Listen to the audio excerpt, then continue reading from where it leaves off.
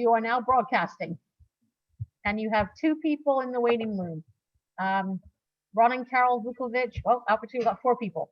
Alan Hansen, Chris Costagno, David Dolby, Riff Nolan. Oh, well, got lots of people.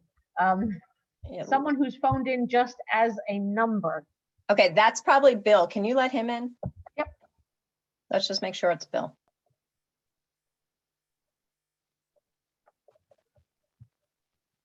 Is this Bill?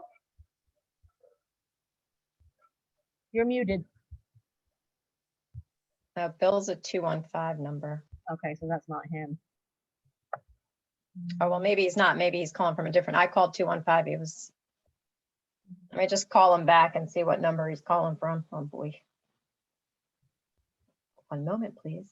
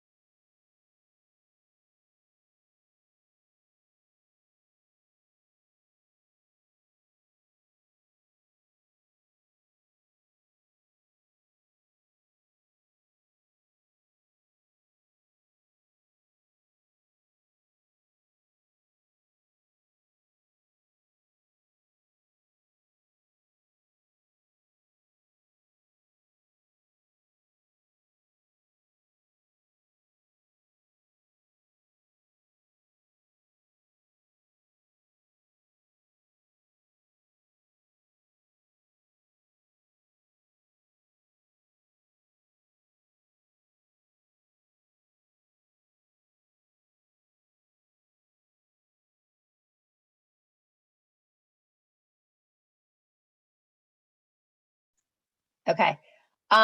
So Bill is gonna just stay on my cell phone. Okay. But can someone just say something? I want to just make sure he can hear. Testing, testing, 1, 2, 3.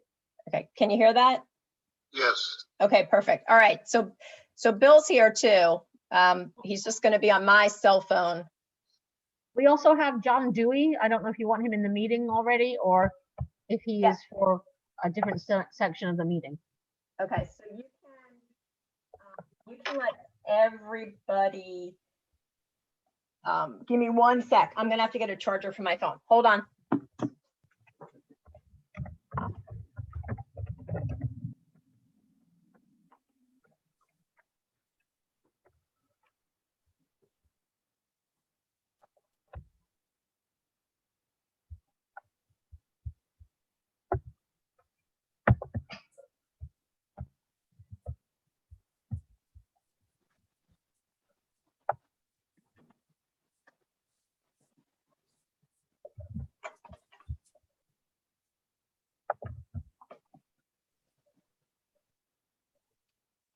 All right, you're still there, right, Bill? Yeah. Okay. All right, let everybody in. We'll get started. Okay, all 18 people? I guess then. Okay, it'll take me a moment.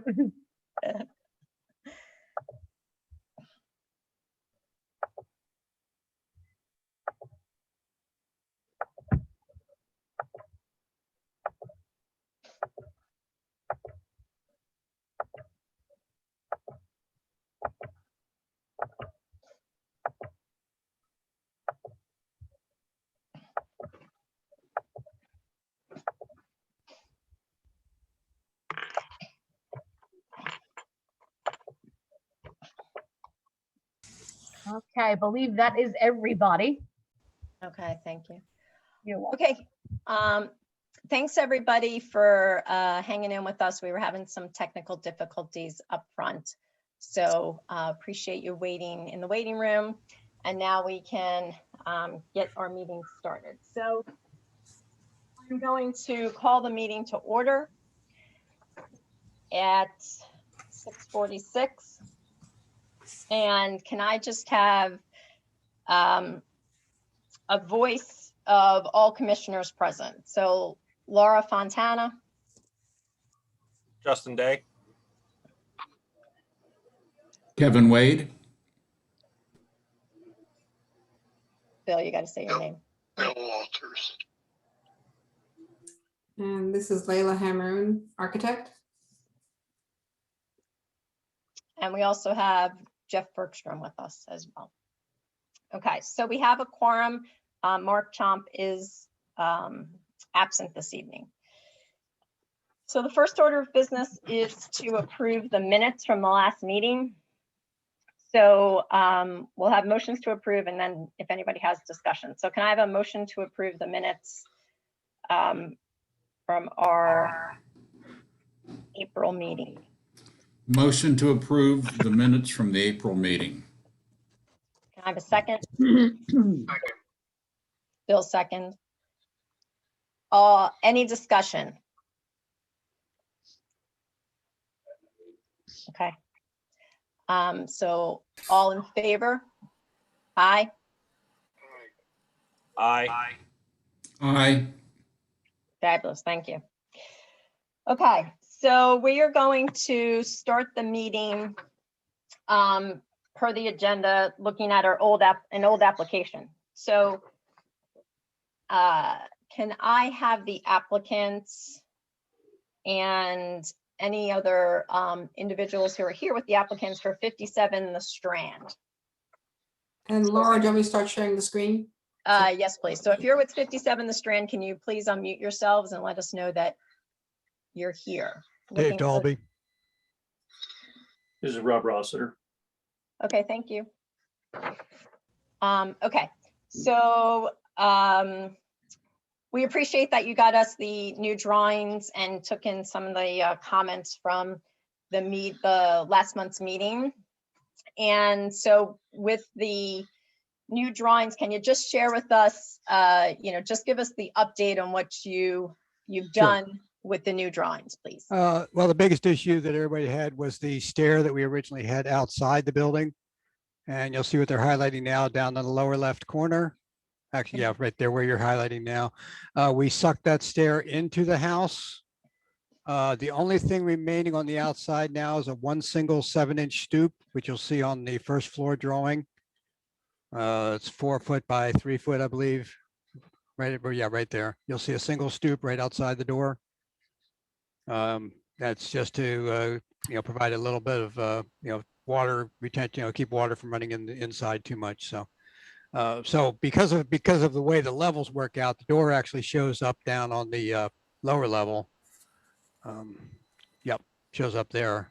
So that was the kind of the biggest change to the actual design. We did remove any reference to PVC. All the trim is now wood. The handrails are all, the guardrails are all wood, painted wood. And then the other thing you requested, oh darn, still wrapped with 1-inch PO. Darn. So that's removed, right? That's not happening anymore, correct? That's not happening anymore, no. Okay. Yeah. all I right, thought I thank got all those notes, but I must have missed them. That's okay. So anyway, then the only other change that we made had to do with a graphic change, and you wanted to see the entire side of the addition. And if you right there, that you wanted to see at the middle picture, kind of the middle of the page, you wanted to see how it related to the entire size of the building. So the brick and and that piece of siding where your cursor is right now are pretty much all existing. We're replacing that siding, and then from that cursor to the right is the new addition. Okay. Now, there was just some, I just wanted to be clear. the windows, at one point it said the windows were consistent with existing windows. And then in your materials list, it said that they were Anderson 400 Woodwright. I'm assuming they're- that the house doesn't have Anderson 400 Woodwright windows currently, right? Right, these would be all wood windows. I couldn't tell you what windows are in there now.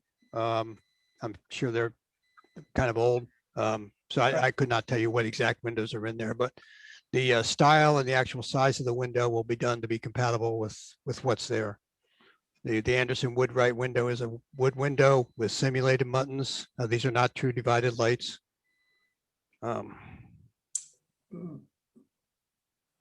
But the Woodwright windows are not wood on the exterior. Right. I believe they are. They have I read that they have a clad on the outside. Yeah. Then we will do all, we can make the all wood windows. I'm sorry, I thought the Woodwright was I thought it was available with a cladding or a. Yeah, so they're Okay, so they're going to be all wood. They will be all wood. We will do an all wood window. Okay. perfect. All right, so all wood window. The stairs got moved. Okay.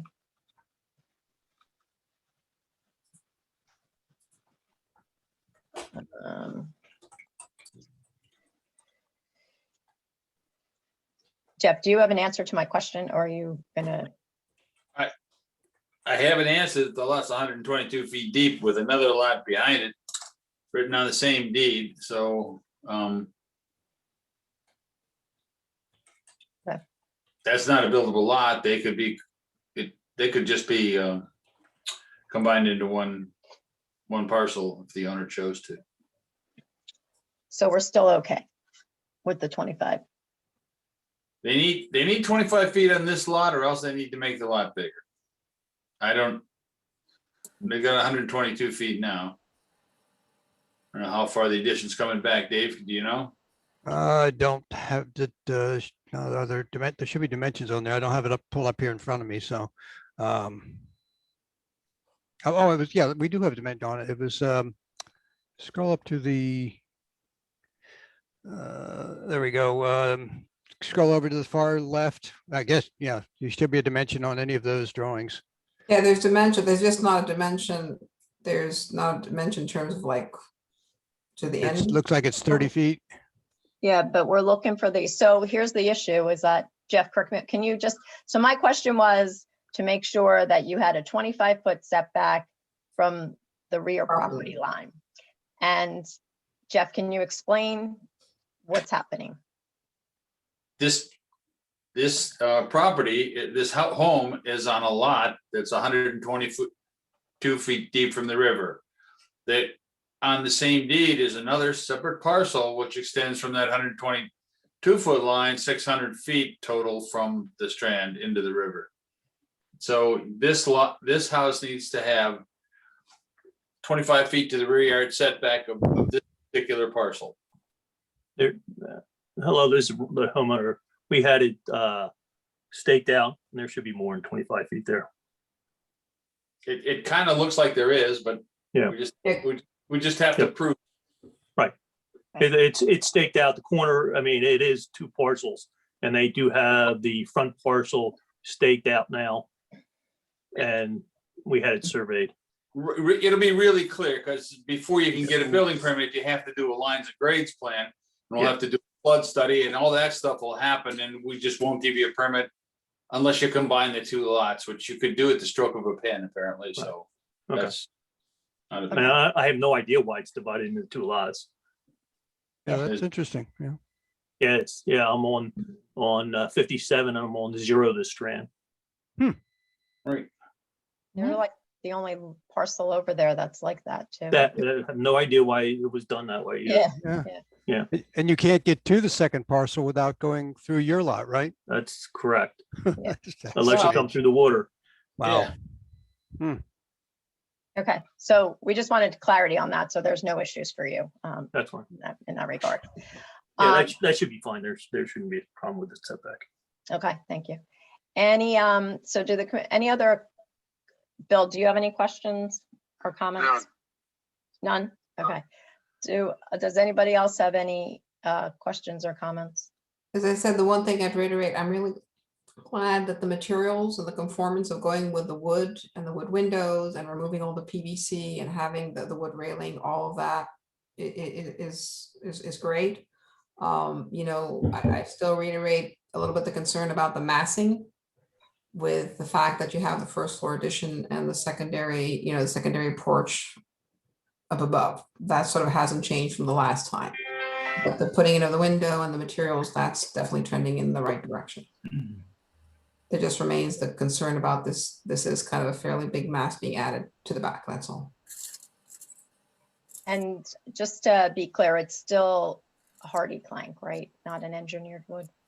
It is still hardy plank for the siding, yes.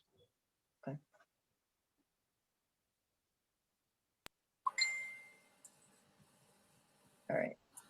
Do any of the commissioners have any questions? Because we have to open up to public comment for a minute or two. I know. Okay. Just Kevin, I would just like to clearly have recorded what variations from the drawing the architect has committed to, architect and homeowner. That's the roof, and it's not having cladded wood windows, but true wood windows. Are Yes, those it the is. two? True wood windows and remove all the PVC cladding. Yeah. And also not fiberglass roof. Believe we still have a fiberglass roof shingle.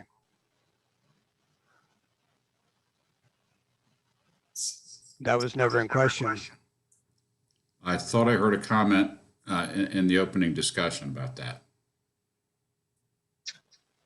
Did I not? Perhaps I misunderstood, and I'll withdraw the concern.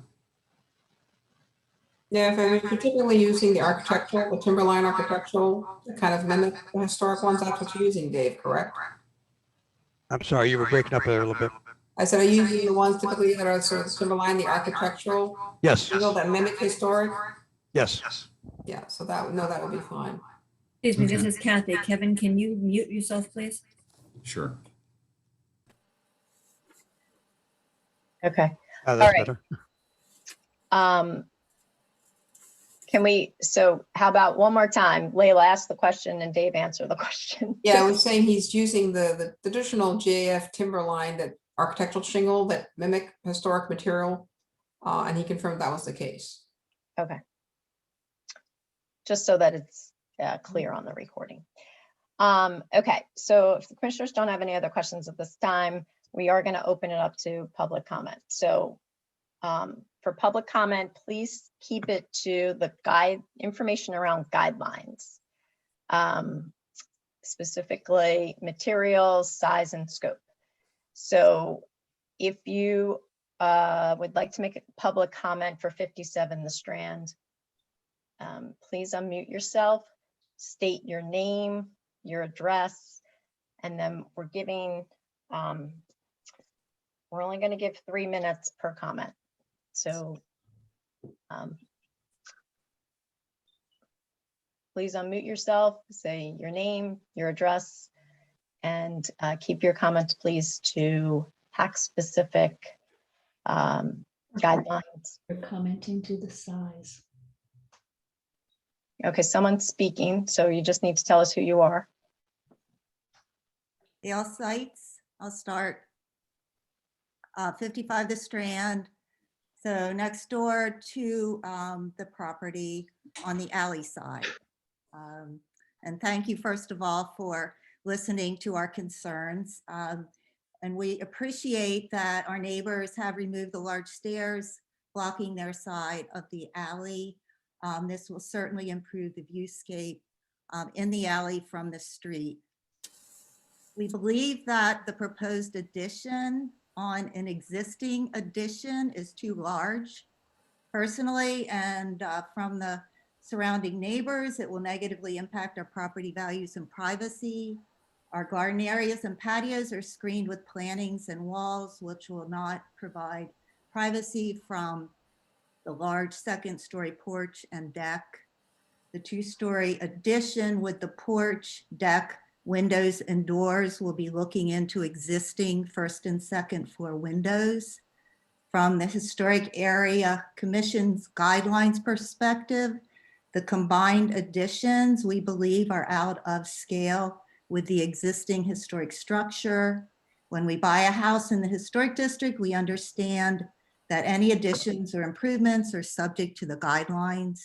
Approving the size and scale will make it difficult to turn down other requests that are not in balance with the original historic house. The properties along the riverside of the Strand back up to the Delaware River, with the rear of the properties viewed from the river side streets, including Delaware Streets and the pier, through alleys, and from the Riverside Reed House property owned by the Delaware Historical Society. We believe that it is important to ensure that any addition adheres to the guidelines and blends in with the surrounding properties. The picture that we submitted with our comments showing the staggered backs of the properties as they exist today was taken from the Reed House property. And yes, we still have river flooding and drainage concerns, but those aren't in the guidelines. So with that, I will thank you. Thank you. Can we have, if there's another public comment, please state your name, address, and your concerns.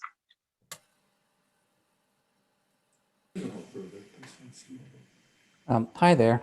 I'm Alan Hansen. I'm at 49 The Strand, and also 51 The Strand. I'm 3 houses down from this. I just want to be very supportive of our neighbors, Gail and the Lorenzes, who have concerns about this expansion. These neighbors have, all of us here on this section of the Strand have been very cooperative. We've always shared our plans ahead of time and worked out agreement ahead of time. So I'm disappointed that we have to talk about this in your time with this meeting. But my biggest concern is with the floor screened in addition or screened in porch, which in its roof, that roof and that screened in section is both tall and extends out quite a distance, so that the views and the windows of the Lorenzes and the Seitzes, who are immediately adjacent to the property, they're going to have their views obscured. In general, I'd like HAC to give preference to neighbors, especially along the river, who have concerns about their views being obscured or excessive shadows being directed onto their property from these additions.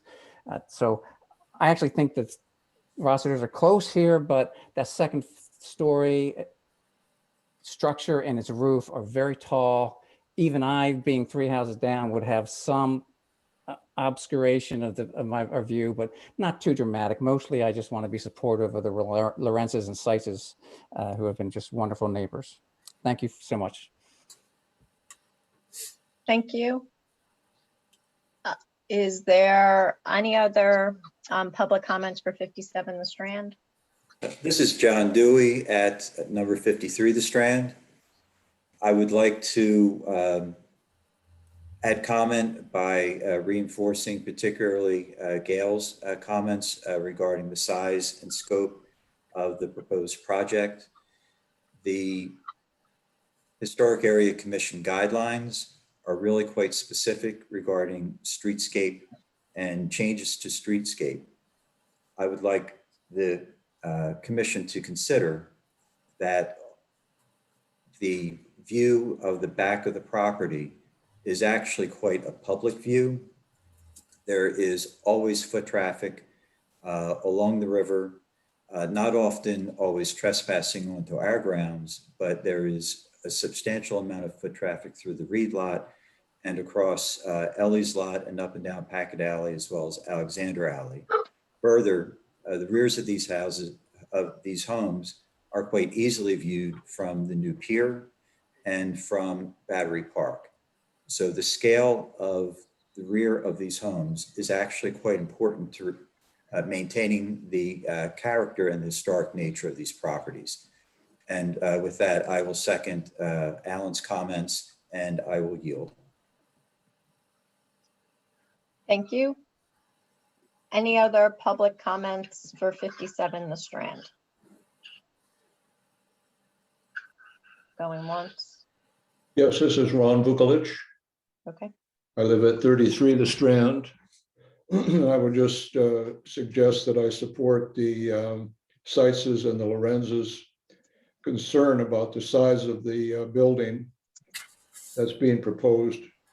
I believe it was 20 years ago that something like this was being proposed on the other side of the Seitz's property.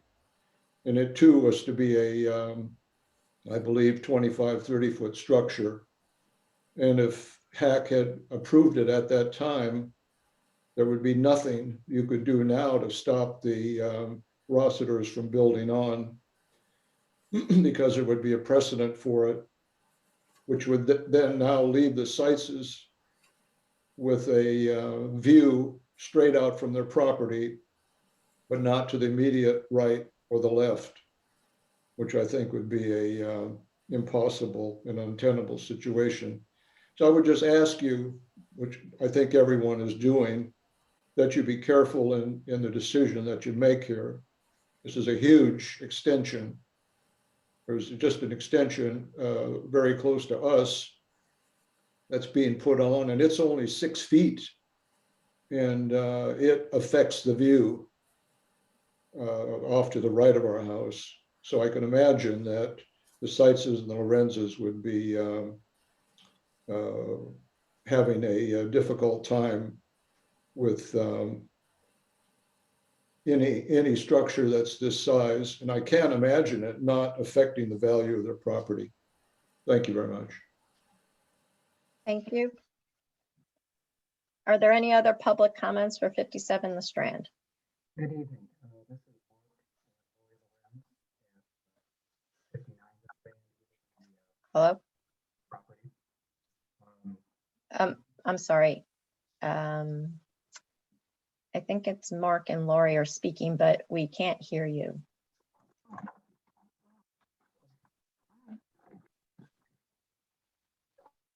Better?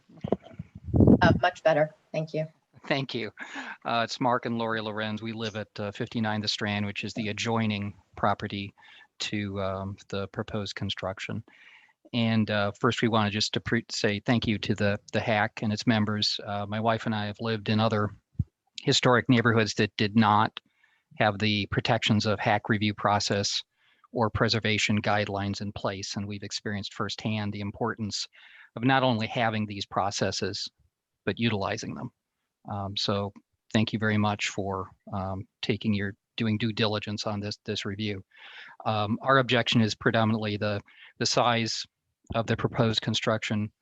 The 2-story construction would significantly expand the existing home footprint, resulting in loss of privacy and obstruction of views from neighboring properties. The size of the 2-story construction seems to be in conflict with reasonable interpretation of the size, scale, and proportionality guidance as expressed in the guidelines. The guidance includes language referencing the importance of scale and proportionality for this specific purpose, and we ask that it should not be discounted.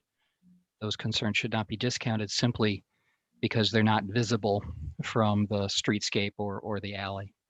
Thank you very much for allowing us to voice our concerns regarding this proposal. Thank you. Are there any other public comments for 57 The Strand? Okay, so at this time, we're going to close public comments for 57 The Strand. I'm going to ask the commissioners one last time if there are any additional questions for the applicant. Okay, I'm going to do. Wait a second, I do have a question. Can we get a view of this structure from the Strand? What would I see walking down the street? You would see nothing from the Strand. The Lorenz's house on the one side would protrude further out than this addition. And unless you walk up the alleyway, you're going to see a very small right-hand corner of the addition. Excuse me, I'm sorry, this is Kathy again. Kevin, can you mute when you're not speaking?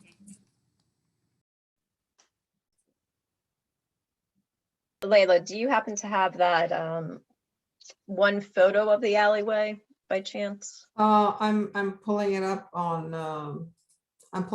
Google. Okay, And I'm, as soon as it comes up, I just want to avoid anybody getting car sickness while I'm swooping through it. no, I appreciate that. I just wanted to know if you're gonna get it. Yeah. Okay. As long as my mouse, collaborates. Good.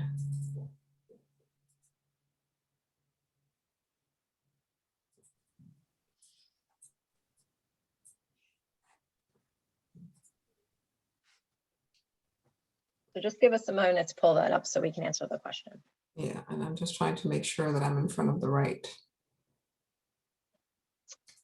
And I'm just gonna ask Ron and Carol, do you mind just muting your computer, please?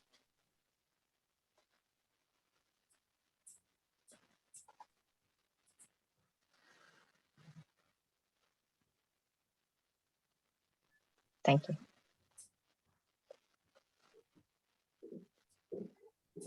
And I'm wanting to make sure I'm going to share the screen and see if I'm in the right spot here. Okay.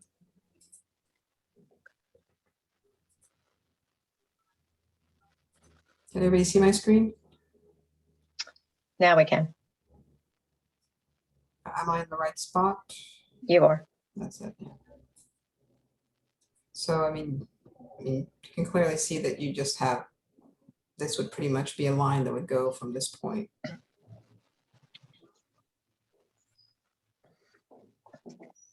Kevin, do you want me to move further back?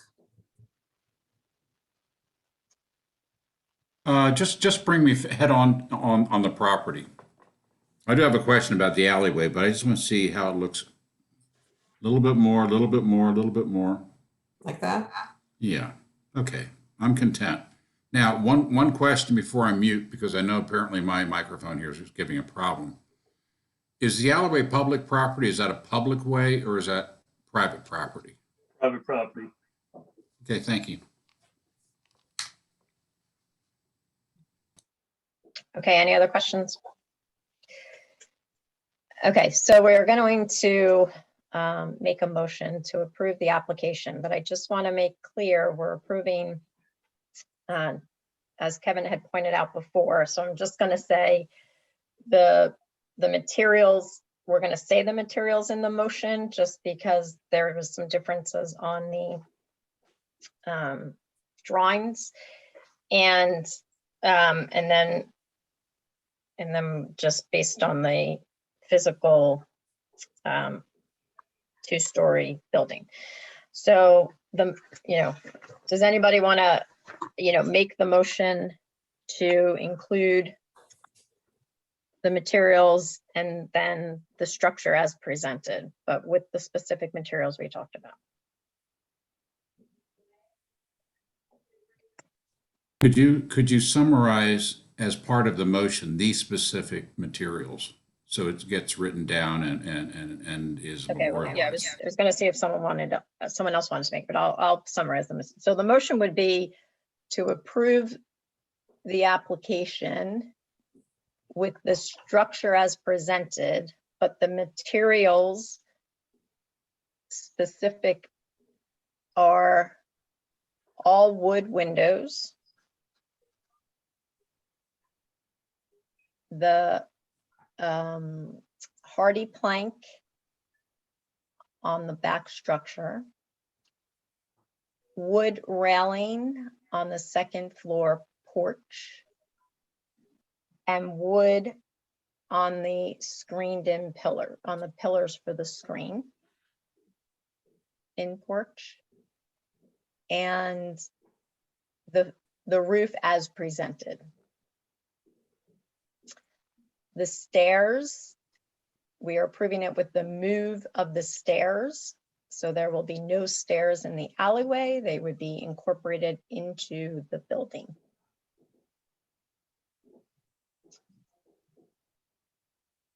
Can I have a second on the motion? That's the motion. I Bill? second the motion. Okay, Bill beat you to it, but thank you. Okay, we're gonna do a voice vote.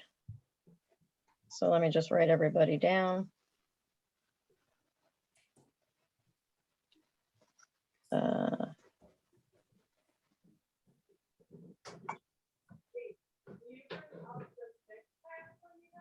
And me, okay.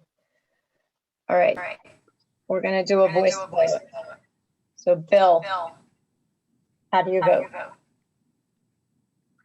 I or as qualified by yourself. Kevin, can you mute yourself 1 second? Bill, can you say that again? I'm sorry. Yes, I vote for as qualified by yourself. So for the motion. Thank you. Bill was a yes. Kevin?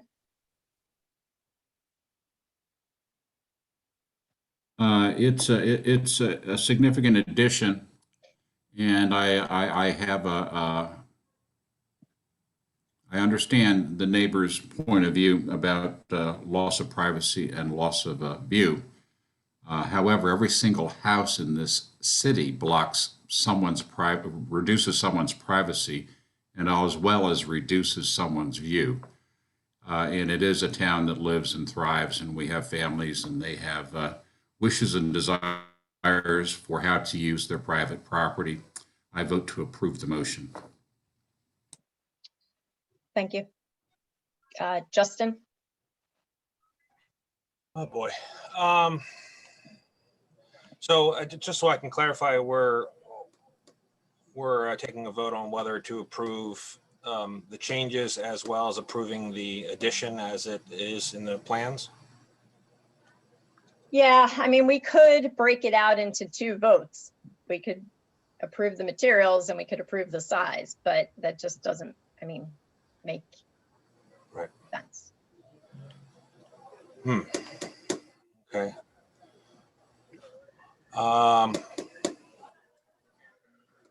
It's a tough one. Right, exactly. So that's. I'm sorry? Bill was just saying it would make no sense to approve the materials and not approve the size. Right. You know, I'll be honest with you, I really do have a concern with that, the size of that addition. I mean, my gut says no, so I'm gonna have to vote no. And I'm a no. I think the size is rather large.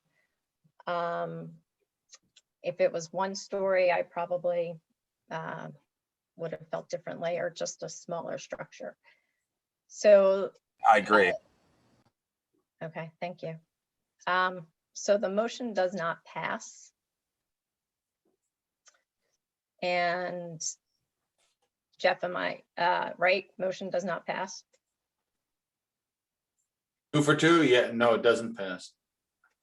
So the applicant, so your motion did not pass. The applicant has the ability, though, to proceed to the Board of Adjustments if they so choose with their application. And so you will receive a letter from the commissioners in regards to the decision. And then you do have the opportunity to appeal to the Board of Adjustment. And let me just, and you have 20 days to do so from the date of the decision. So 20 days from today, you can appeal to the Board of Adjustment and go through the Board of Adjustment process. So we appreciate you coming forth with the application, and that would be the process that would now get followed.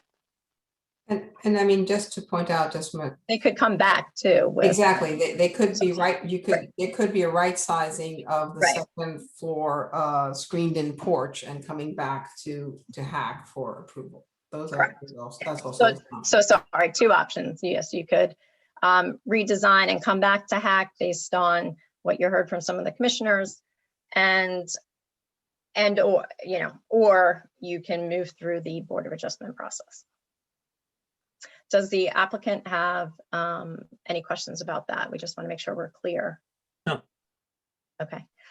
Okay, well, thank you for your time. And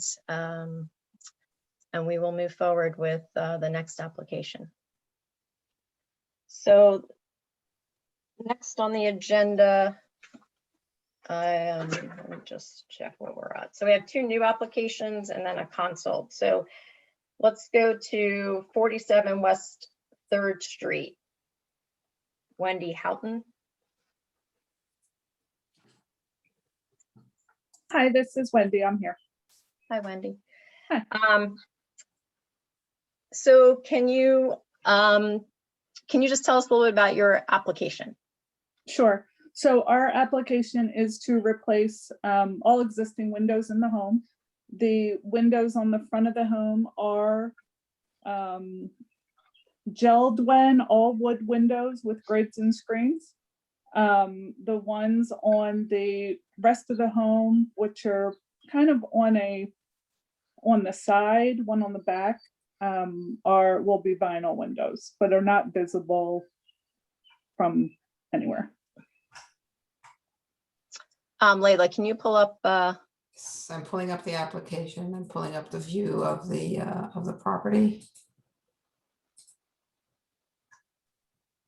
1 second, my mouse is being a little bit.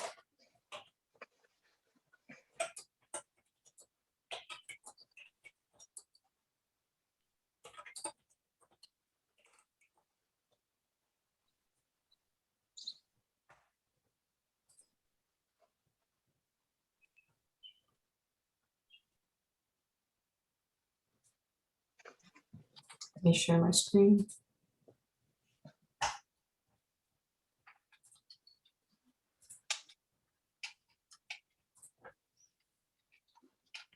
So this is the application, which we have, which is, you know, just shows an estimate with the numbers. And the question, so from the perspective, and this is the property, and the guidelines are clear where vinyl, I mean, there's no issues with the wood windows that are being put on the street. If this were a tier 1, the property, as you can see, sort of overlooks the Battery Park and can be seen from the park, and vinyl windows in the guidelines are not appropriate on elevations that can be seen from the public right of way. So as a tier 1, this would have been approved for the street side, but would not have been approved for the vinyl windows at the back of the property.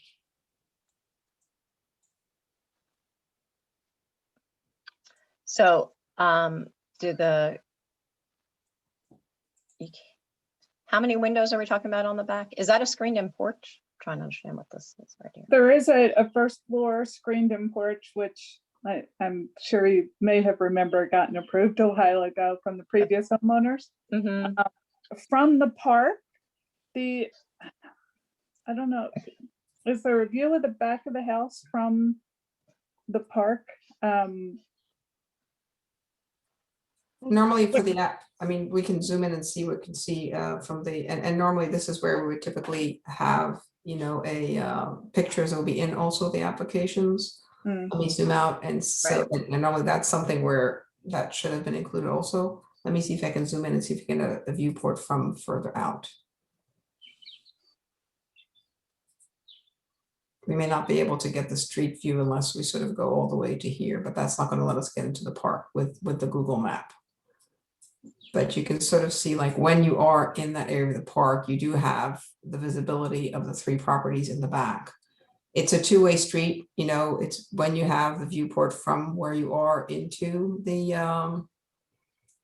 onto the Battery and beyond, then that's where you can also see what's happening. Sorry. It's going a little bit, the system is going a little bit crazy on me. Right. So I think it does have, you can see it from the, the parks. Yeah. You know. That's the viewport that we have. Right. Okay. Hi, this is Wayne Houghton. I'm the other homeowner. So from the park, you can only see one upstairs rear view window. And then there's, the other windows are down the alley. It's like a 2-foot alley, 3-foot alley. Private alley. So those windows are not viewed from there. There's one on the second We floor. can take pictures. Yeah, there's one on the second floor above that screened-in porch. Mm-hmm. That I would think would be the one that would be the concern that could be seen from the park.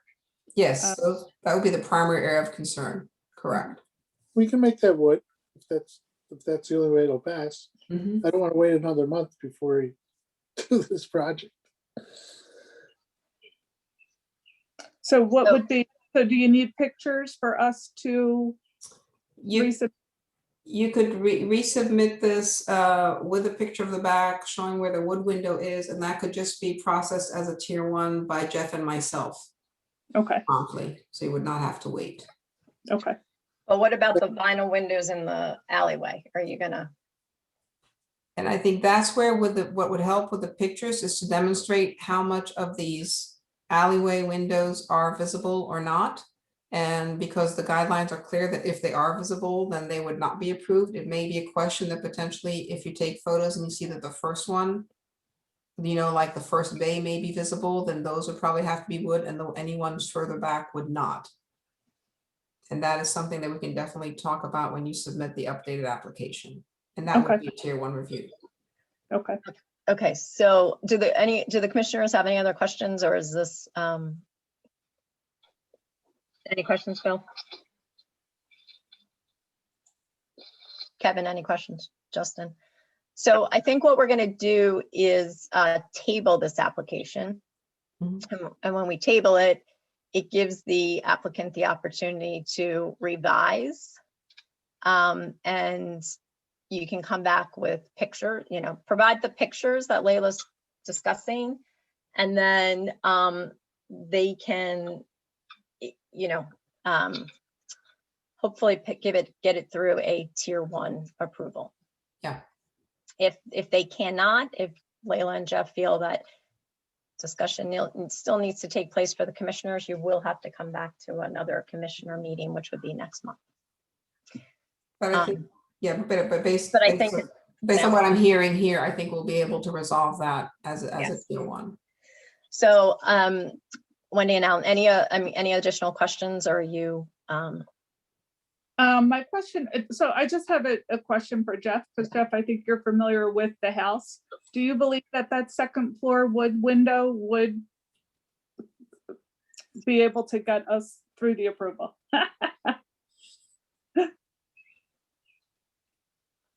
Well, what I believe is just what's in the book, but I can have someone take pictures of it tomorrow, and Layla and I can discuss it tomorrow morning if that's okay with.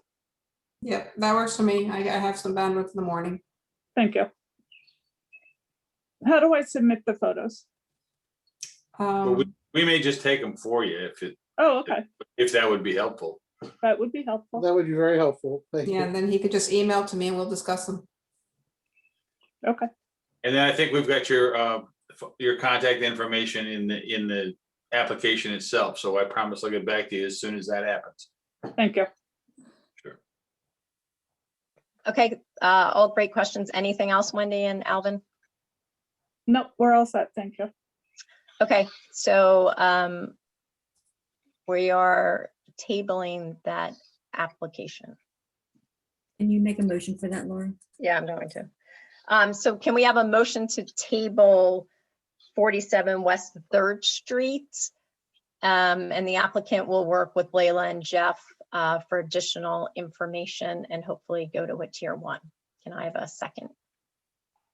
I second. All in favor? Aye. Aye. Kevin seems to have left the room for a moment, but you just have 3 ayes, so you're good. All right, so we'll table that application. All right, thank you very much. Sorry that, so just in the future, when you do come to HAC, if you come for any other projects, pictures are very helpful to give us a perspective of the property. So like a picture of the front, picture of the back, the side, pictures or speak 1,000 words, I'll be honest, especially in this process. So just information for the future. Okay, great. Next, we're moving on to a new application, 807 Frenchtown Road. Anyone who will be speaking on behalf of 807 Frenchtown Road, please unmute yourselves, introduce yourselves, and tell us about this project. Yes, this is Chris Castagno with me, representing the applicant. With me is Giff Nolan, the architect for the project, and Andy Taylor, who is legal counsel to the trust. Before, I don't think that's not our project, but so, just as a preamble to the specific application, I think it's important that we discuss who the applicant is and the history of the applicant and the applicant's significance to the community. The applicant is the legal name of the trustees of the Newcastle Common Incorporated. It's a corporation first incorporated in 1764 under British law about 257 years ago, later reincorporated in the 1790s by the state of Delaware under then colonial law. And I'm sorry, Trustees were originally appointed and future trustees were elected.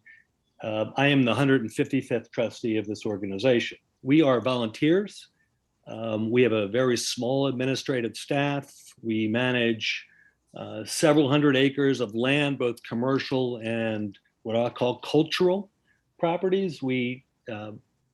Because we don't have a staff, we do this work ourselves. We're volunteers, and I wanted to set that up as a preamble because we have taken on an approach over the last decade, 12 years, let's say, to systematically improve each of our cultural assets to the tune of over $2 million to date before this particular project. And when we approach a rehab, a restoration, a preservation project of our cultural assets, we look to improve its utility, its uses, its access, its significance in historic preservation, but we also look to what it means to sustainable maintenance. And those have been the tenets for which we've spent literally millions in improving the assets around this community. In 1792, my predecessors agreed to cut the approximately 1,100 acres into 11 working farms. They were tenant farms.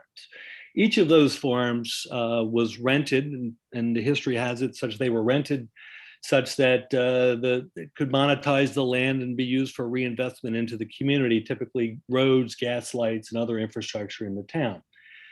Over the years, those farms were either sold or condemned or through eminent domain, like the airport as an example was one of the farms, or repurposed into commercial properties.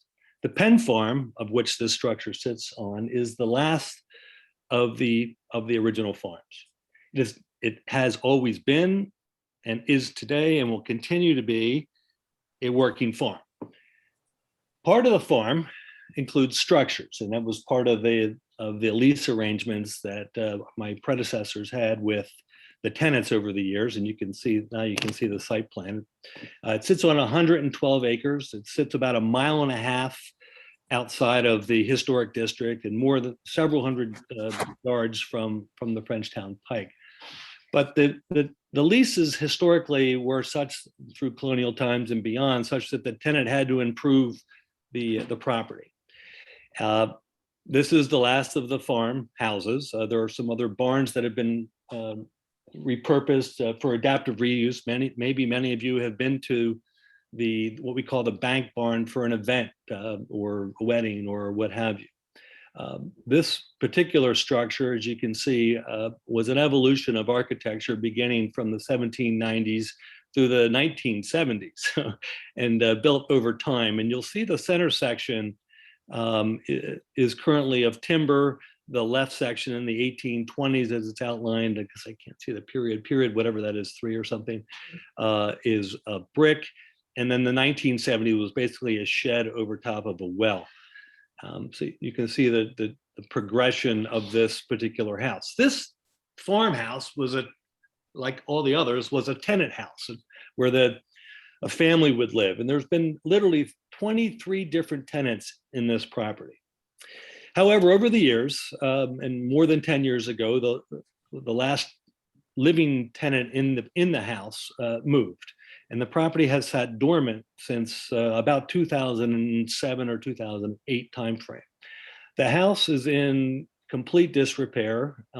We've had several folks study it, architects, structural engineers, University of Delaware, State Historic Preservation Office. I think the Pope even drove through once. But it's to the challenge to bring this property back to rent it to a tenant farmer, and the expense it would take was and is insurmountable. And our board has decided that this would become the new future home corporate headquarters of the more than 257-year-old corporation known as the Trustees of the Newcastle Common. It'll house an office space for managing the farm, for other asset management of our other holdings, a gathering space for our board meetings, potential public events, but not of highest priority. The property, as I said, this particular structure sits more than 200 or 300 yards from the road. It's a gated farm. It will remain to be gated. It is not open to the public, but visitors can experience the farm through events or through specific meetings, and it's not something that's a walk around or a public, a thoroughfare like it would be on 3rd Street or 5th Street or anything in the historic district. This again sits about 1.5 miles outside of the historic district. Our visioning for the architectural approach was to preserve the brick section, replace visually the timber section, but remove the 1970s piece, add the boardroom on the back. Total increase, a net, would be approximately 800 square feet. Our visioning for the architectural was such that it looked as it did in different periods, but would be of 21st century materials inside, outside, and embrace a low maintenance environment. This we envision to be probably the most significant investments for the next 100 years for the board. This will be the home corporate headquarters of the board. There are no neighbors. There's no public access to the property. It sits again on a commercial working farm.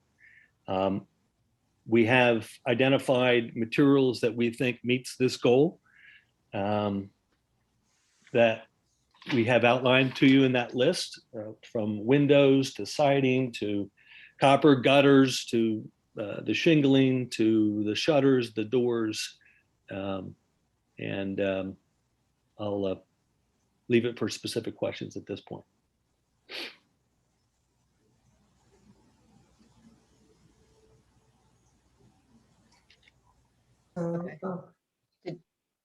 Or do you want me to go first? Yeah, you can start and then we'll get commissioners to ask questions.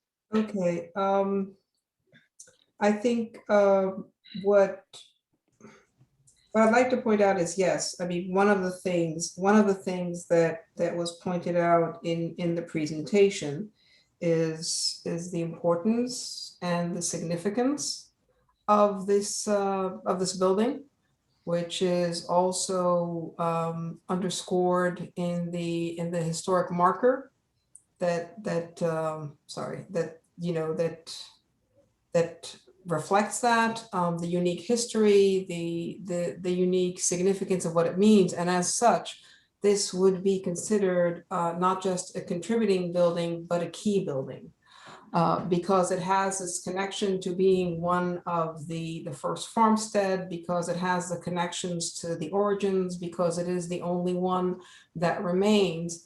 And when you look at that, you look at the history and the house periods, and you do have literally this core of period 1 and period 2, which is the structure that has the wood frame and the wood siding, and then period 3, which is the brick structure that is right next to it. And I am familiar with the building, having also visited, at multiple occasions with engineers and with Newcastle County.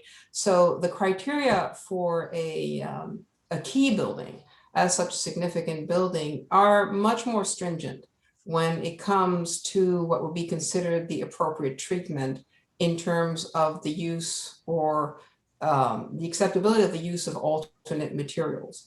I think one of the things is the way this building is experienced by the people and the visitors who are coming to it, it also has this closer proximity. So there are two aspects by which one is going to consider the suitability of the material. One is the classification of the building, which because of its unique history is a key building as opposed to simply a contributing building for Newcastle. And second, what would be appropriate in terms of the treatment of the historic cores.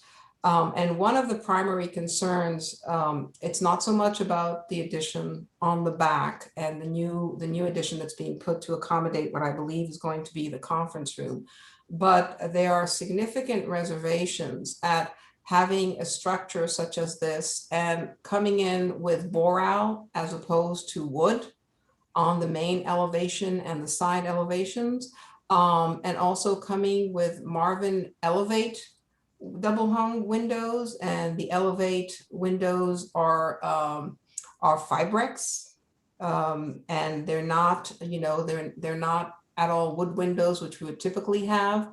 They're wood fiberglass, and then coming in with the classic series shutters, which are shutters that are aluminum.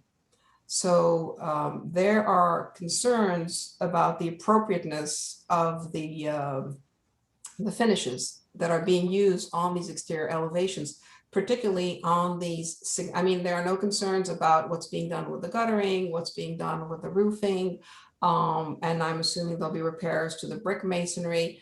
But on the elevations, particularly on the primary elevation and the lateral elevations, the use of fiberglass windows and the use of this aluminum louvers and the use of boral in terms of the cladding are not appropriate for a building of this significance. So that is the primary concern when it comes to the elevation. I do have another question afterwards where I thought I had to mention at some point that there was an intent to put some lampposts to provide lighting on the roadway leading from the main road to the farm, but that would be another conversation. But the primary concern here is that the use of alternate material and the boral and the aluminum louvers and the fiberglass windows are absolutely not appropriate for a building that's a key building for Newcastle and the history that it represents. I would say there could be more leeway on the rear elevation and the rear addition, but clearly the front and the side additions of the main core, and again, underscoring, we are talking here about literally the historic core, 1795, 1810, and 1820, which are a key critical part of the remaining history. So those are the primary concerns with the application as it is submitted.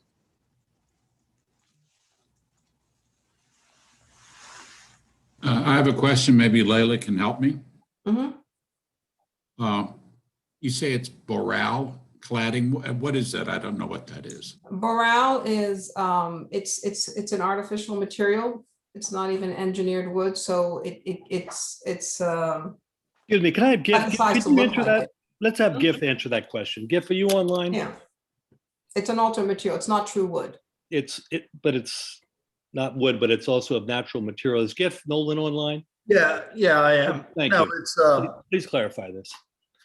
Yeah, no, it's certainly not a natural wood. We when we were researching materials with the directive that we really want to make this a very maintenance-free facility. We went to great lengths to try to find visually, the most appropriate. But what the Boral material is, it's a recycled material. It basically, it's fly ash. It's a byproduct of the coal industry. So that's what it is. It's by no means. It's not natural or engineered wood, even where engineered wood has, it's kind of Visually like the same as wood, Kevin. It's a field painted product as opposed to pre-finished, and it does have a smooth. It doesn't have the fake wood grain finish to it like vinyl products and a lot of the hardy plank type products have. So our thought was it was a good alternative visually, in that it will have a real kind of a smooth finish with a field finished look, as opposed to a lot of the artificial factory finished materials that you see today. So. And I assume that because it's made of, I know what it's made of, it would last forever. However, I mean, just for curiosity, what is the cost of that compared to wood? For installation, not long-term, but installation. Installation, it's probably the same. You use the same woodworking tools and methods that you would as if you were installing a wood product. The advantage is, the insect resistance and the rot resistance. As far as the actual material costs, I couldn't speak intelligently because we're in the process of pricing the project now. And you also have to paint it in terms of the maintenance, because it is a painted product. Correct. I believe it does come pre-primed, but yes, it is still a field painted product. Okay, I understand your motivations. I think I understand the product. And this is one that didn't come up in the discussion, but again, curiosity. How many human beings do you expect being in this structure on a regular basis? How many people? 2. And for meetings? 13 to 20. And that's that's 10 times. That's 10 times a year. Okay, and the public attends those as they wish. For now, yeah. And there's also an attendance. I mean, when public's coming, you have events in the barn nearby and things like that. It's part of this farm experience also. Okay, now here's my question. What do you do for parking? Should those plans be presented to us as well? Well, we have done to accommodate the office parking, it's on the site plan. The special event parking is accommodated by the grass and surrounding areas as it is today. You can see on the left-hand side there's 2 ADA stalls with 3 improved stalls there in front of the readapted milk house, which is now a bathroom right there. The rest of the public, I'll say the trustees parking would be done on grass throughout the site. As it's done today, Kevin, with events. No, okay. And I imagine you're going to provide central air conditioning to the structure to reduce humidity on the inside? Absolutely. And is the location of the compressors shown in any of your drawings? Giff, could you address that? First of all, one thing to comment on, that we strategically put the boardroom in a place that couldn't be seen from Frenchtown Road. So our goal was to create something visually of what was there, something that you can't, from a public's perspective, from Frenchtown Road, you wouldn't be able to be seen. So that boardroom off the back of approximately 1,200 feet is virtually not seen from the road. So and to that point, that is the one that is not a concern. If we look at the plan, the reservations I were expressing were about this elevation. If you can see my mouse, this elevation, and these 2 elevations, which is the period 1 and 2 and the period 3 buildings that are the most visible from anybody who's experiencing, coming to the farm or being at the barn or something like that. I did not have the same reservations onto the addition at the back. Okay, fair enough. Maybe Jeff can chime in on this. If this is a public use building, and I'm not sure if it's truly classified that way, are there things that have to be upgraded in terms of exit doors, fire detection, ramps for the disabled, and so on? I mean, The short answer are there some short answer is yes. practicalities that really impact the physical appearance of this structure? No, I don't believe I do not believe they'll physically impact the appearance of the structure. I think that the rear of the building is going to be able to handle egress and ingress concerns. They'll be putting in a smoke detection system and an alarm system to notify people in case of an event. And this is already on public water and public sewer, is that correct? It's correct. Yes. Okay, thank you. That's all I had. And Chris, to address your earlier question, there is one mechanical unit, air conditioning unit, which sits between in that inside corner between the addition. Yeah, right there. And just opposite of that towards the barn where upward says like 54.6 the elevation, there's a small heat pump unit that sits in that little corner as well. So again, nothing on the front, nothing visible from Frenchtown Road.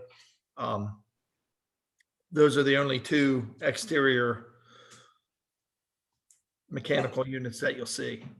And then I think actually to my question that I did have a question, I just wasn't sure on the site plan, but since we're talking about it, are these new light poles that you're planning to put all along the gravel drive? They're an extension of the ones that we have up around the barn area. We've already started that about 10 years ago, starting to install the lights, and they are period lights that we worked with MSC about 12 years ago on to put in, and the plan is merely to extend it down from a safety perspective. I think that your characterization of the windows wasn't correct, and I'd like to have GIF address the window selection that we have and the different aspects to them. GIF? Well, I don't know that it wasn't correct. They are a fiberglass exterior window. But a wood interior. They are a wood interior. You know, they have I guess what Marvin calls is a simulated divided light, but it has the interior and exterior buttons with the spacer bar in between, because they are energy efficient double pane windows. The inside is a wood interior, which can be either stained or painted. We were going to paint them, but no, the exterior it's a factory finished. So let me comment on what's on there today. Today we have wood windows that were put in maybe 20 years ago that have a vinyl storm window on the outside. Our goal is to eliminate that sort of unsightly, historically looking apparatus and replace it with this solution. And to the point, this is an alternate material in the conversation we've had often, and you've seen sort of in the previous applications, just for example, the 47 West 3rd, which is wood windows. Sure. In the historic district, but not in historic properties outside of the historic district. That's correct. But this is a building that's within the limits, and that's also listed, so it comes under the purview, and it is a key building. It's not just a contributing building, and the elevations, as we see from the both from the plan, and from the perspective of how it's perceived both by visitors and by treating the building itself, the key elevations are these elevations that are on. I'm just reiterating because there is that marker that's indicative of the significance of what this farm is in this property. These are literally the first, 1790, 1810, and early 1820s. So these are the key critical ones, and having that perception of having the wood on the primary elevation and the side elevations when people look at it is a big part of if that would be the appropriate treatment for a building of this significance and of this nature. So that's where that is coming from, and Fibrex definitely does not fit within the parameters of what would be considered acceptable materials because of the uniqueness. As I said, again, it's not about the rear. And to the point, I believe, Giff, what you were talking about is you were tucking the units were going to be tucked sort of over here and on the other side, kind of over here. Correct, yes. So that's kind of where that is coming from. So let's just, see if any other commissioners have questions. Bill, do you have any questions? No, I don't. I actually walked out to the site today, and with the plans, went through everything. I understand the point that was made regarding the fact that this is significant historic building. Very well, it's not in an historic district and off of a private road. And lastly, I'll just come right out and say, I'm inclined to go with the applicant's plans for the site. Believe me, it'll look a lot better than the so-called historic building that exists there now with rotting out. They're not window casements, of course. They're so old. They were built in place casements, if you will. They're all rotted out. There's aluminum siding on what would be called the wing of the building, which was an add-on. I went through the specifications very carefully. I understand that strictly speaking, they do not, it's not all wood, it's not all a lot of the things that a strict interpretation would like to see. But since it's a very accurate replication of the periods of time that it's going to go, that you're going to go through with this, which really is a gut rehab in a lot of cases, and certainly the exterior will be greatly changed. I think it's going to be all the better, particularly because the fact that there are very few. It's not open to the public per se. It has a very limited use, cannot be seen from the commercial highway.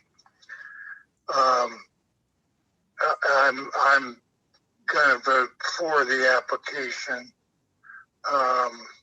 and I understand a lot of those concerns. Okay. But they're not persuasive to me. Okay. All right. Thank you. Justin, did you have any questions? Yeah, just a vote of clarity because I'm newer to hack and I honestly don't know the answer. So why are I was thought that we were just in the historic district is because this is a key building that. Well, in 2016, Justin, the code was changed, and it was really a surprise to me as well that we're here today even. But in 2016, the code was changed to add those buildings and properties on the National Historic Registry or the Historic Registry. So it's a new addition from 2016. So to the point, it comes under the purview of HAC because when the update was done in 2016 with the input from, HARC and the public and everything, the protection was extended to buildings within the historic district or buildings that are on the National Register of Historic Places. And this means that this property comes under the purview of HAC, Justin. So that's why they're here today. And then the other is that there's a distinction where between key buildings and versus contributing buildings, where with contributing buildings, you do have the approval of alternate materials, if not visible from the public right of way, but on key buildings, which are highly significant, then the use of alternate materials is just not acceptable. Because of the nature of, so those are the two parameters that come in that are specific to this particular case, reinforced by, the marker and the datum with the building, the different building periods. Understood. And I think it's, I think it's important that we're looking at it. I question whether we have the right to, deny it or not. But I think it'd be, if we weren't obliged to do so, I think it would be in the best interest of, the trustees to have us look at it. So sort of everyone's on the same page. I think the improvement, of what's there now. And I think the spirit of what they're trying to do is what's important. And once again, because it's not something that's going to be utilized by the public that often, and it's, it's off the beaten path, so to speak. I tend to agree with what Bill says as far as, the spirit of it is what I think is important, and the improvement of it is what's really on discussion here. So those are my last thoughts. And over $1 million investment too, Justin, that we hope to preserve and be able to manage and maintain for 100 years forward. But to that point, I have to underscore that HAC has guidelines about what are appropriate and not appropriate treatments. And in this case, for a building of this type, the proposed materials would not be appropriate. And I don't mean any disrespect to anybody, but we cannot take into account the fact that there's a significant versus non-significant, because that is not a criteria that we could cost as a criteria that was discussed, and that clearly cannot be taken into account when a decision is made. Again, my position, I'm just reiterating the parameters. Each member of the commission will obviously come to their own decision. But I see my role as just making sure that I'm putting forth the parameters within which we're supposed to be making these decisions based on the guidelines. This is on the National Historic Register. That's why it's on the National Register. Yes, it's listed on the National Register. It has the marker, that indicates the significance of it, and that's where you have this distinction between key buildings versus contributing buildings. And I'm just scrolling, for example, to the cladding and the exterior cladding, and where you have this distinction about on key buildings, you're supposed to replicate original cladding in materials and designs, and where they're appropriate. And we also go, where they're just not appropriate. Alternate materials for cladding on key buildings are not appropriate on key buildings, except if it was originally built with that material, because we've talked about how in some cases, some buildings in the 1920s or 30s actually had asphalt shingle roofings. And you could say if it was contributing, then it would. But per the guidelines, alternate materials such as these, and these are particularly, and for the windows, where we're talking literally Fibrex and aluminum louvers, those are not appropriate either. So that's where that rationale was coming from. So I have a couple more questions. So we're talking about the addition, not the original house. The original house is still. No, let me clarify. So we're going to keep the brick portion. We're going to replace the original timber section in the middle with new construction. Inside, but the exterior, you're not tearing. No, the entire building comes down. You're tearing down all of period 1 and all of period 2. That's correct. And if we're tearing everything down and rebuilding everything from scratch, even when we're doing such additions, you would have to have materials that are appropriate to the original building. We're going to keep the brick piece. Okay, so should we have a demo plan in here too? Mm-hmm. But even when you're using, you have to rebuild in addition to significant, it has to be appropriate materials and things that will be appropriate, because you're doing a replication per standards, and you're doing a rebuilding in kind. And when we're doing that, alternate materials on such key buildings, it would still be that the windows that you're proposing to use are not appropriate on the brick portion. And because of the adjacency of the materials coming in with completely, modern artificial Fibrex material and aluminum shutters would not meet the guidelines in terms of these interventions. Okay, and I think we would have now the demolition, and Jeff, to your point, the demolition has been approved. Does that need to come in terms of determining why it needs to be demolished because the historic building? Has that been processed as an approval, the need for demolition?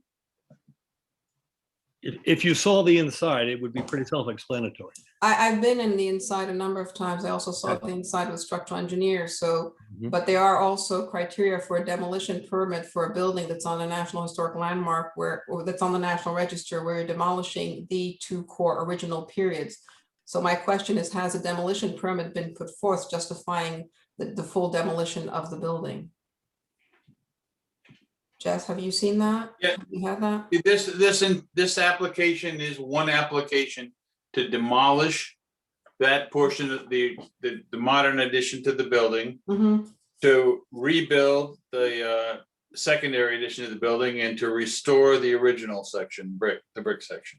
So if that is the case, have we had a determination structurally about the fact that the structure was not salvageable and required complete demolition?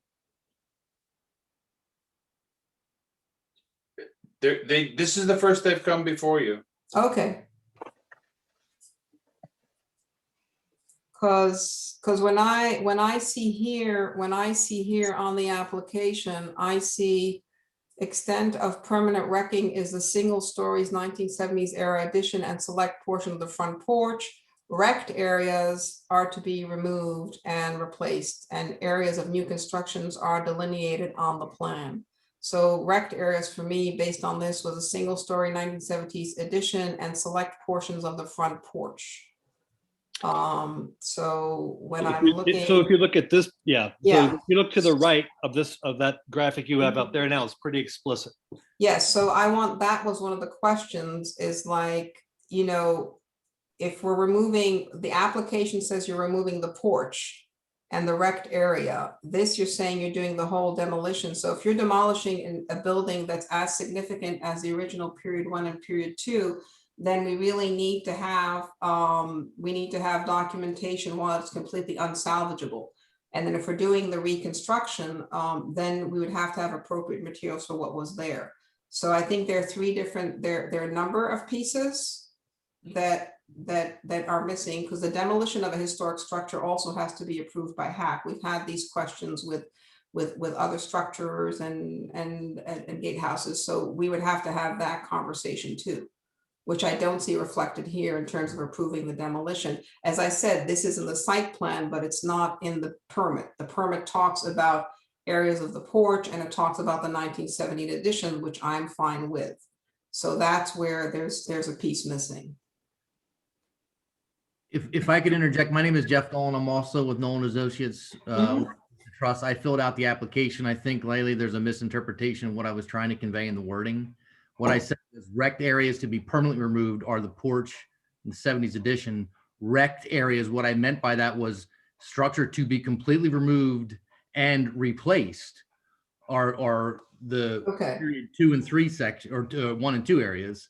And then the brick structure, which is referred to as period 3 on some of the initial documents that the trustees have, is to be basically renovated. And at the request of the city, when we had a cursory review with Mr. Bergstrom, we asked the civil engineer working for the trustees to specifically delineate them on their site plans. M&Z refers to McBride and Ziegler. That's the civil engineer. Yeah. The permit submission. So I appreciate the clarification. The application was to convey, and I apologize if I wasn't clear in my wording, but the trustees do intend to. So then that brings up the other, where for the demolition to be approved, we need to have indications of why the structure is not salvageable. And particularly when it's a building of this significance. We've had extensive conversations. We've talked about, you know, garage and additions and smaller portions. So we do need to have a justification, because that is correct, Jeff. A demolition permit of a building under the purview of HAC has to be authorized. The demolition also has to be authorized, reviewed and approved. So we would need to have justification of why these two structures, which are pretty much the historic gut, cannot be salvaged, and have the documentation of that.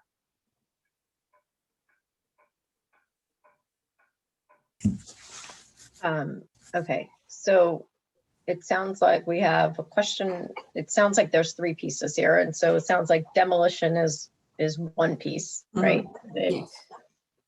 The rebuild materials are kind of 2 and 3. right? So, There's three pieces. There's there's a demolition.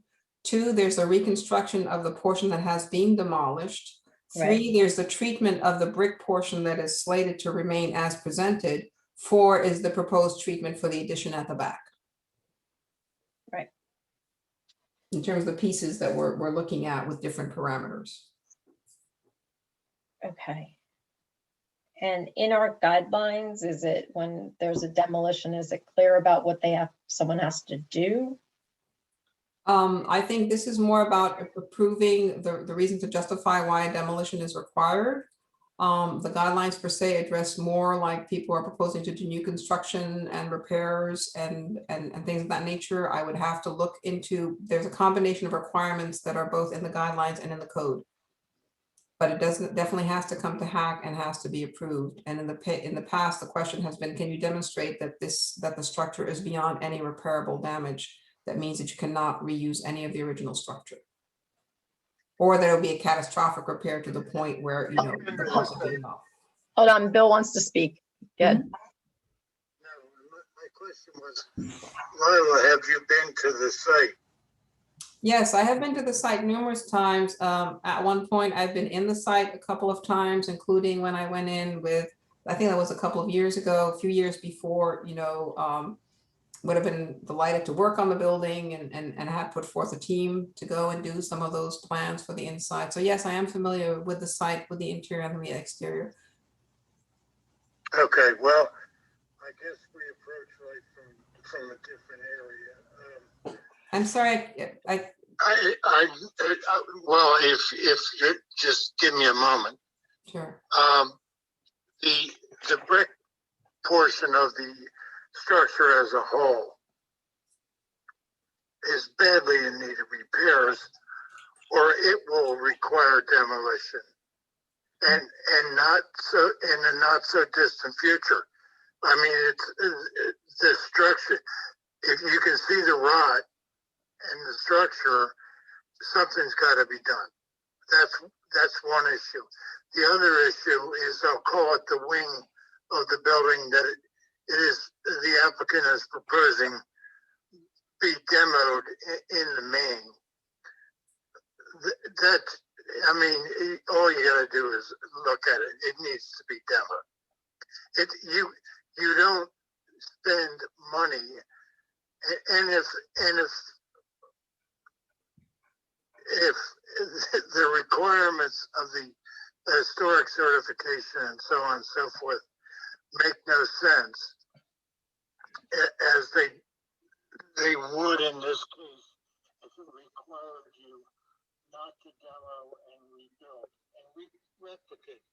That's a separate argument, but that needs to come down. Well, I'm having a hard time hearing Bill. Let me finish, please. They're having a hard time hearing you, so hold on. That's okay. They're not cutting you off for no reason. They're just having a hard time hearing you. Go ahead. All right.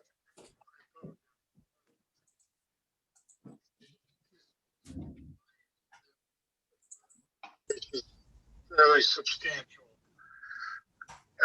Their request to demo that wing of that building is the right one. Okay, so let's they're demoing, you know, Bill, they're demoing everything from the brick over. Yes, I understand. Okay, I just wanted to make sure. Structure can be saved. Yes. With real expense, but it can be saved. Right, that's what they're doing. Okay. Okay. All right, just wanted to double check. All right. So Justin, did you have any more questions right now? So are you're on mute. Sorry, I was interrupted for a second there. So just so I'm sure, they're gonna demo the brick part as well, the original house as well? No, the brick stays. Everything to the left of the brick is going. Gotcha. So the whole question of the approval to demolition is for the addition, not the original part. That's going to stay. No, it's for the core.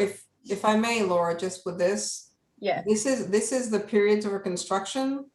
So they are they're proposing, they're obviously proposing to demolish circa 1970, which is fine.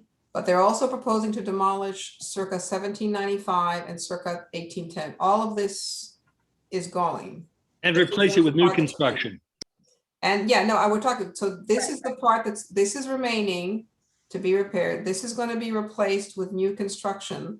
This is going, and then there's going to be the addition on the back.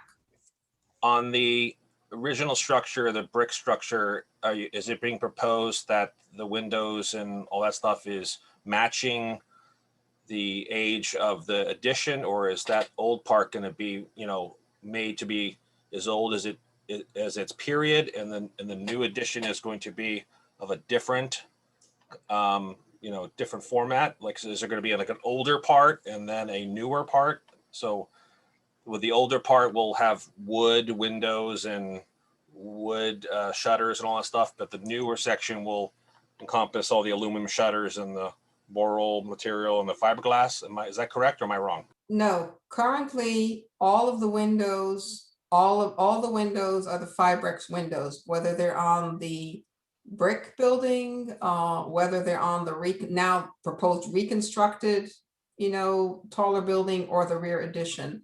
And all of the louvers on all of the wings are the aluminum ones. I understood. Okay. I guess my last statement is, in 100 years, will people be upset about this, or will they have the opinion that this was a good thing and it's still here because of the work that was done now? That's more of a statement than a question. Yeah.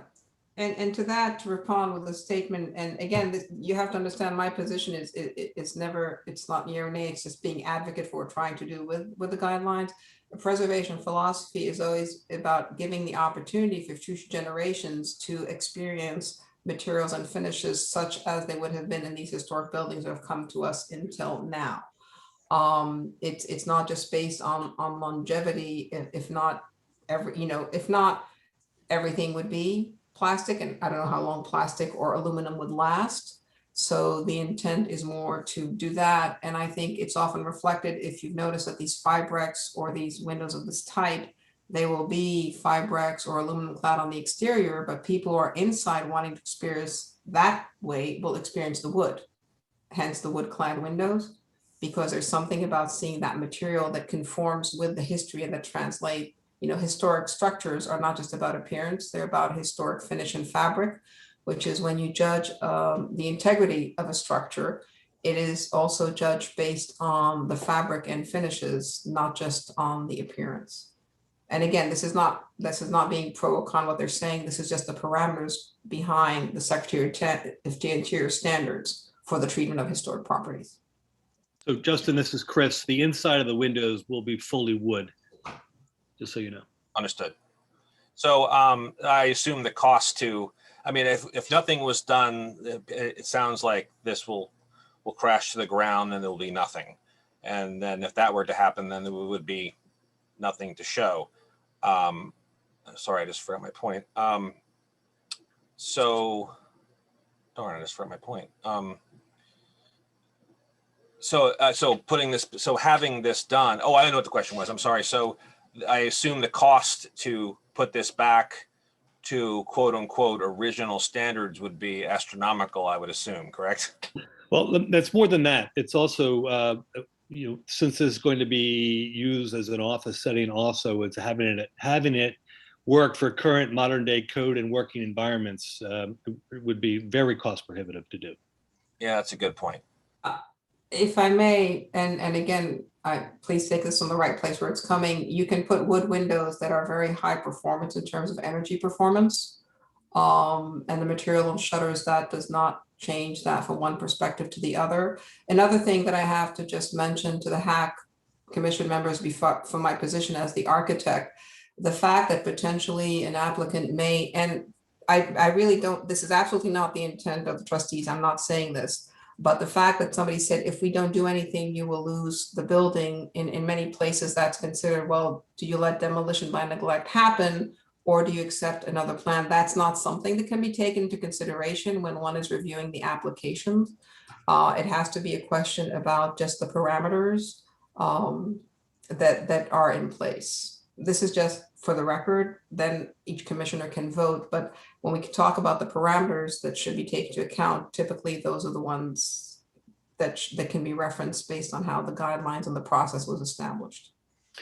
And to add to that, Justin, I did not use as part of my preamble demolition as the only other alternative.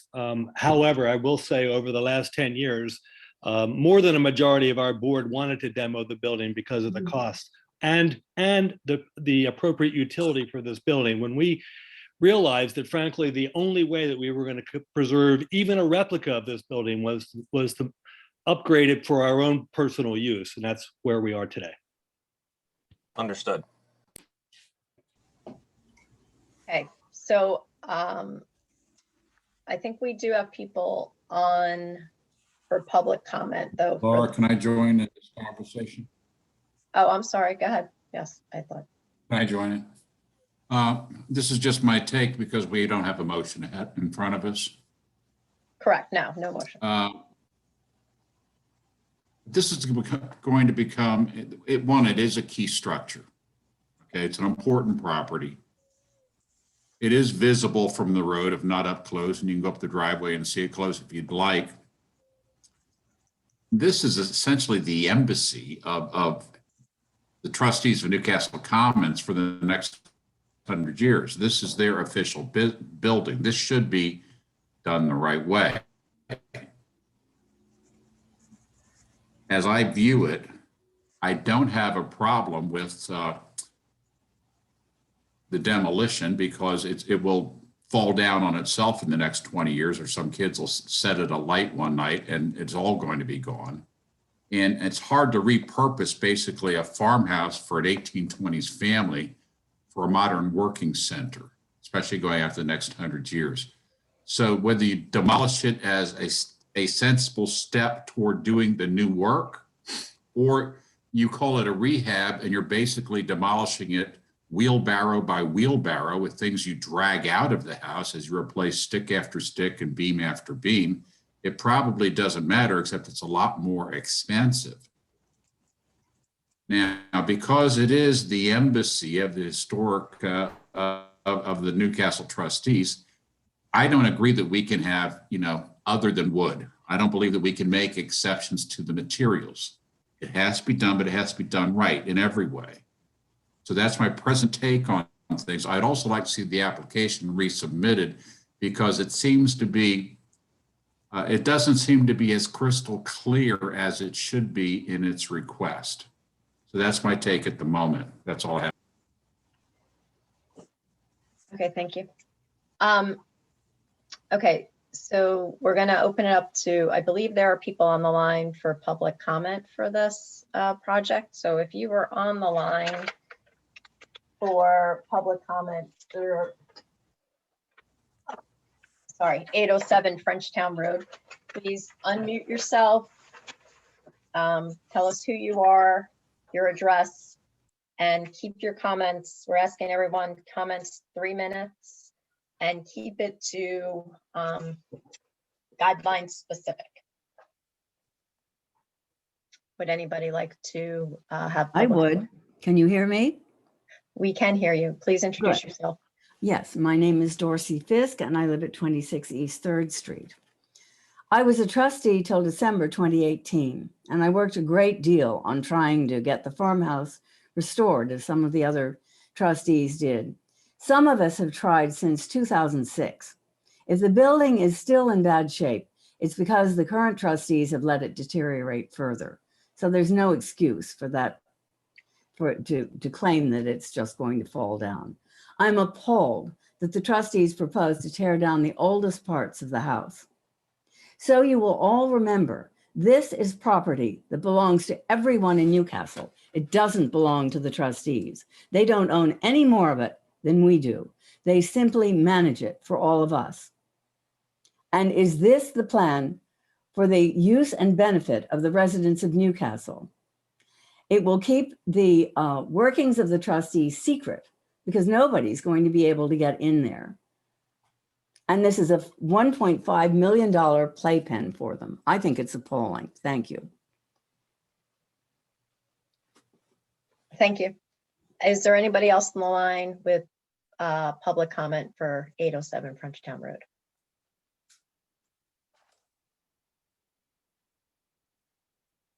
Going once.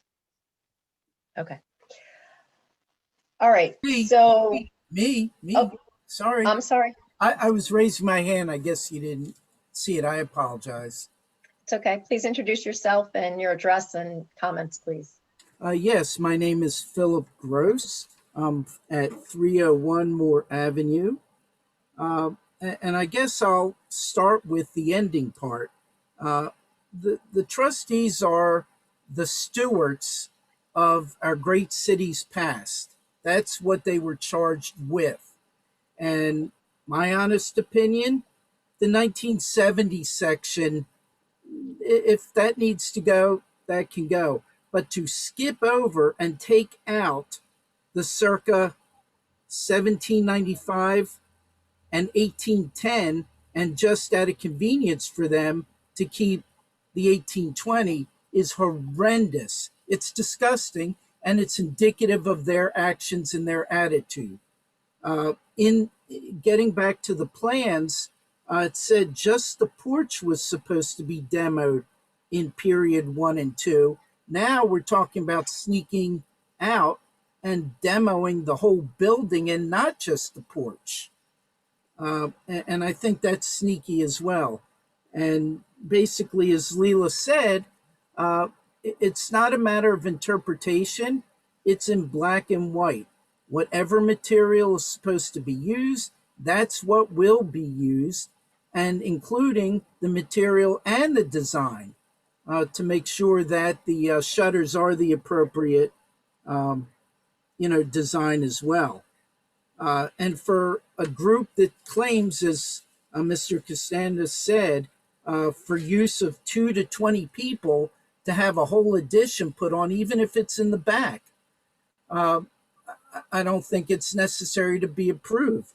They should keep phase period 1 and 2, renovate that, and that would be plenty of square footage, while also basically keeping our history, because once it's gone, it's gone. And in 100 years, 10 years, people will say, how come Hack let them take down the oldest portions of that building out of convenience for the trustees? They are the stewards. They need to be cognizant of that and be responsible of their charge. Thank you. Thank you. Anybody else? Just unmute yourselves and introduce yourselves. Sorry, I didn't see hands raised. Okay, I see there's a few other people on, but obviously not to speak at this meeting. So, all right, I think we have a few things going on, right? One, the 4 things that Layla talked about: the demolition, to the reconstruction, to the addition, to the materials. I mean, that's kind of how I think about it.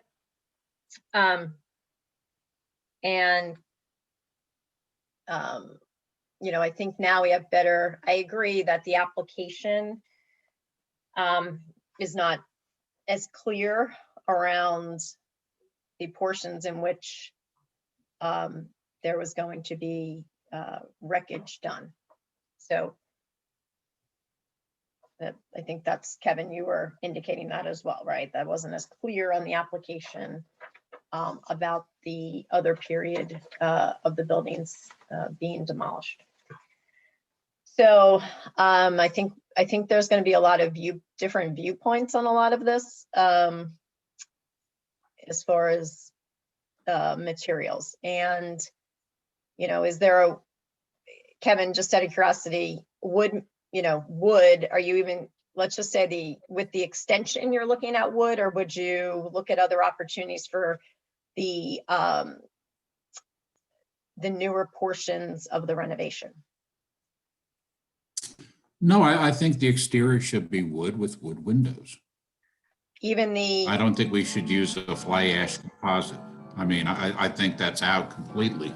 I mean, I understand the motivations, but this is a signature property. This is a key property. And if trustees say they're planning to use it for 100 years, they need to get it right now. I don't have a problem with the demo of the old wooden structure, because I just think you're going to end up with that amount of work to be done anyway. And I don't find that there's any special or unique craftsmanship done when they built farmhouses in the 1820s. But meet the requirements for the external appearance, have the newly completed structure look like the old, only the old in its best day, and proceed to build something that in fact is an embassy of the official representatives of the trustees of Newcastle. That's my take on it. And I'm very unhappy about the application. I don't like oversights. It gives me a bad taste going forward. So be very clear and explicit in a resubmitted application. so I just want to double check clear, all wood, even the new extension, all wood windows, even on the new extension. All wood windows. Okay. On the exterior. The demo, I don't care about. I have no problem with that. Okay. It's necessary. If someone wants to preserve that unit and commit to it, let them buy the property. Okay, they can put their own money into it. But my opinion, demo it, get a clear working space, do it the right way, but satisfy the exterior requirements to match the appearance of what is there now with an addition, but all wood windows, wood siding, all wood, good roof, and be clear about it. Those are my requirements. Okay. Justin, what are your thoughts? I think I have to agree with Kevin. I think it's important, this is all good stuff. I mean, I think it's important that we, the idea that it is the stewardship, and that it is going to be the highlight of the trustees and the town. I have to agree with Kevin. I think the exterior does have to give off that same look. So I agree. It has to be wood. We have to make an attempt at making this what it would have been. There's going to be a lot of other things that are not going to be original, and that's just the way it is. But we can certainly make the appearance as close as possible, and that demands wood. So just to be clear, wood on even the new portion. Correct. Okay. Bill, do you have any other comments? We need a reconstituted application along the lines that we talked about, and that should be in conjunction with some dialogue with Lila and yourself. And I also think it's important that we have a full 5 members to vote. It makes a big difference. One vote in a 3-5 or 3 against 2 is different than a 2-2. Right.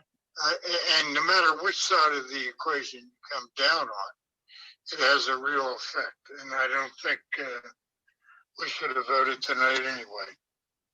All right. Well, thank you for that. Okay. So his feeling is that the application should be readjusted as well. And he also feels we should have 5 commissioners present for voting. That was Bill's thoughts. And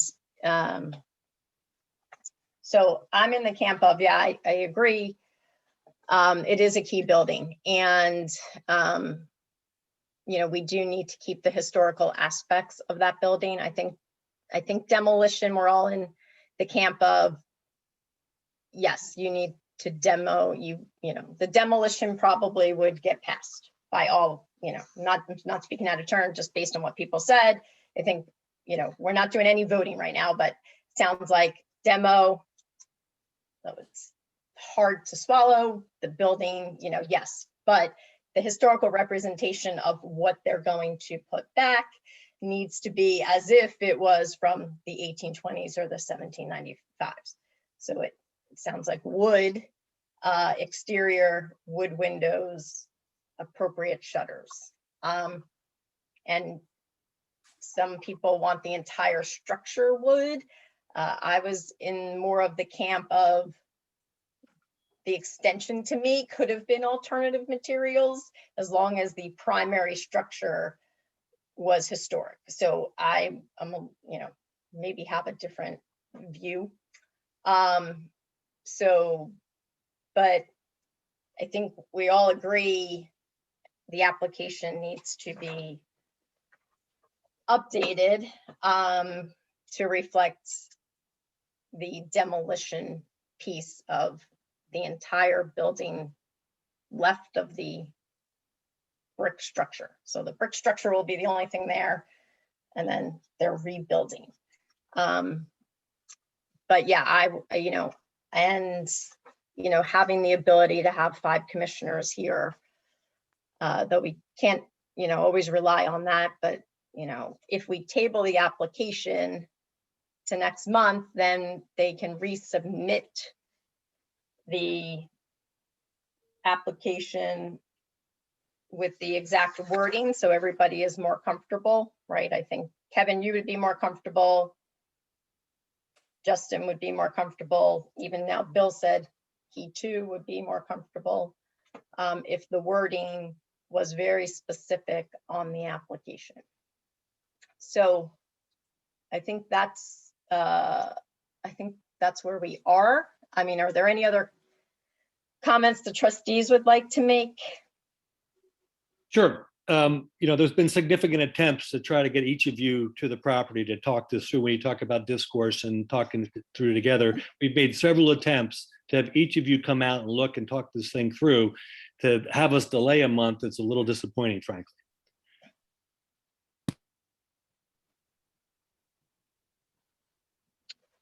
I can appreciate that. Any other comments? Commissioner. Well, to my knowledge, this is the first time I've been invited out. There may be an email that I've missed, but, you know, I'm glad to take a phone call anytime. And I mean, the applicant can ask us to make a vote on the application as submitted, but I think the applicant should request that it be tabled for further review by him. Agree. I mean, we want to see this thing happen, but it's a 100-year investment. Let's do it the right way. Chairperson Fontana? Yes, ma'am. I'm not sure if you're able to see the question and answers, but we have several statements coming in from people who are in the attendance room. I don't know if you want me to read them or if you want them to be, if you want me to unmute these people and have them speak.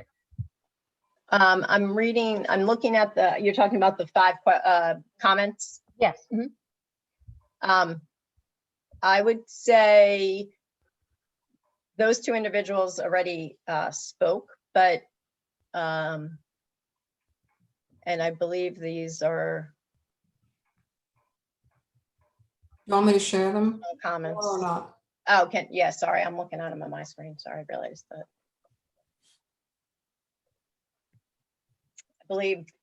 I believe those are some of the comments that they brought forth during their time. Are you sharing them, Layla, or are we? Yes, can you see them? They're on my screen. Can you guys see them? No, we only see the plans. Oh, they should be showing up. Let me see, let me stop sharing and redo that differently.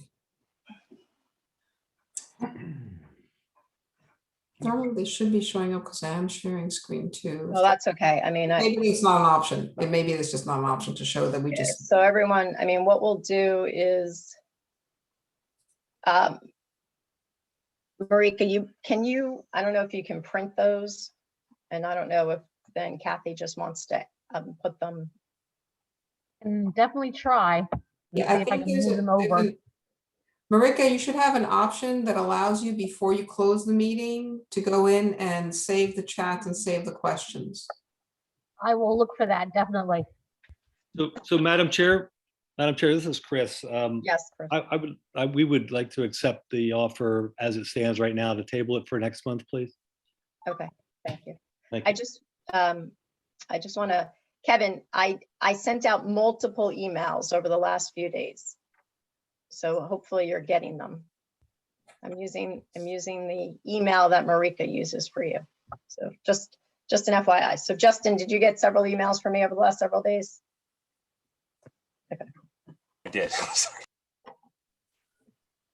Bill, did you get several emails from me over the last several days? No. You guys got to check your emails. All right.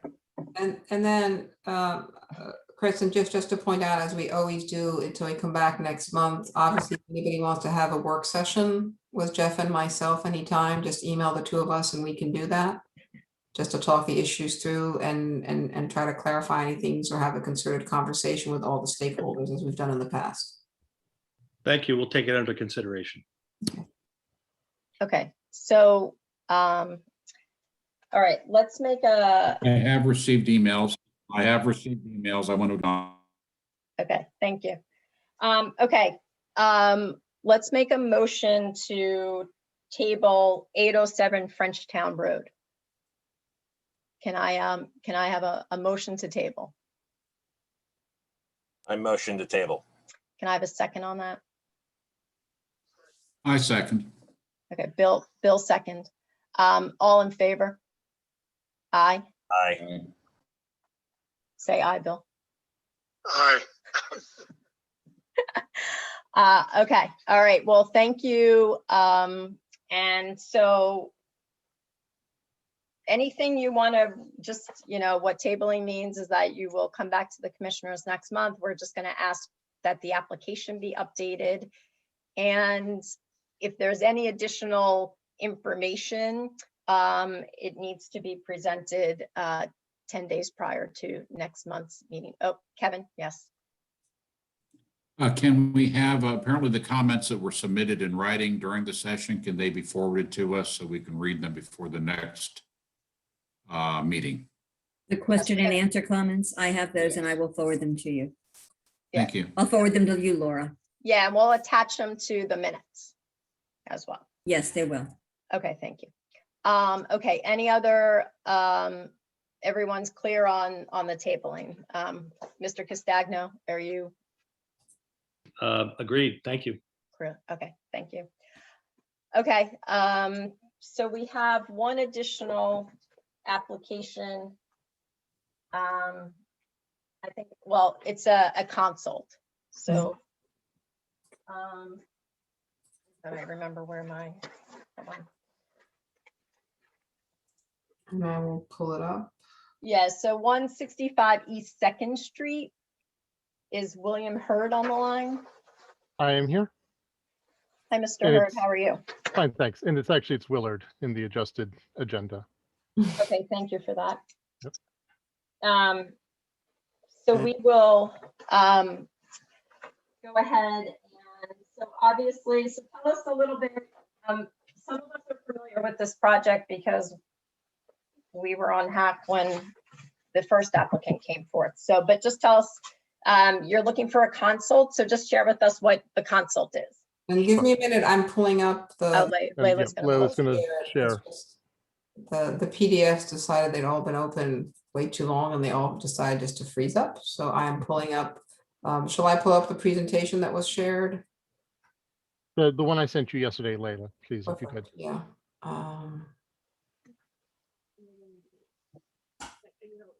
It's just a slightly large file, so it's taking a while just to open up.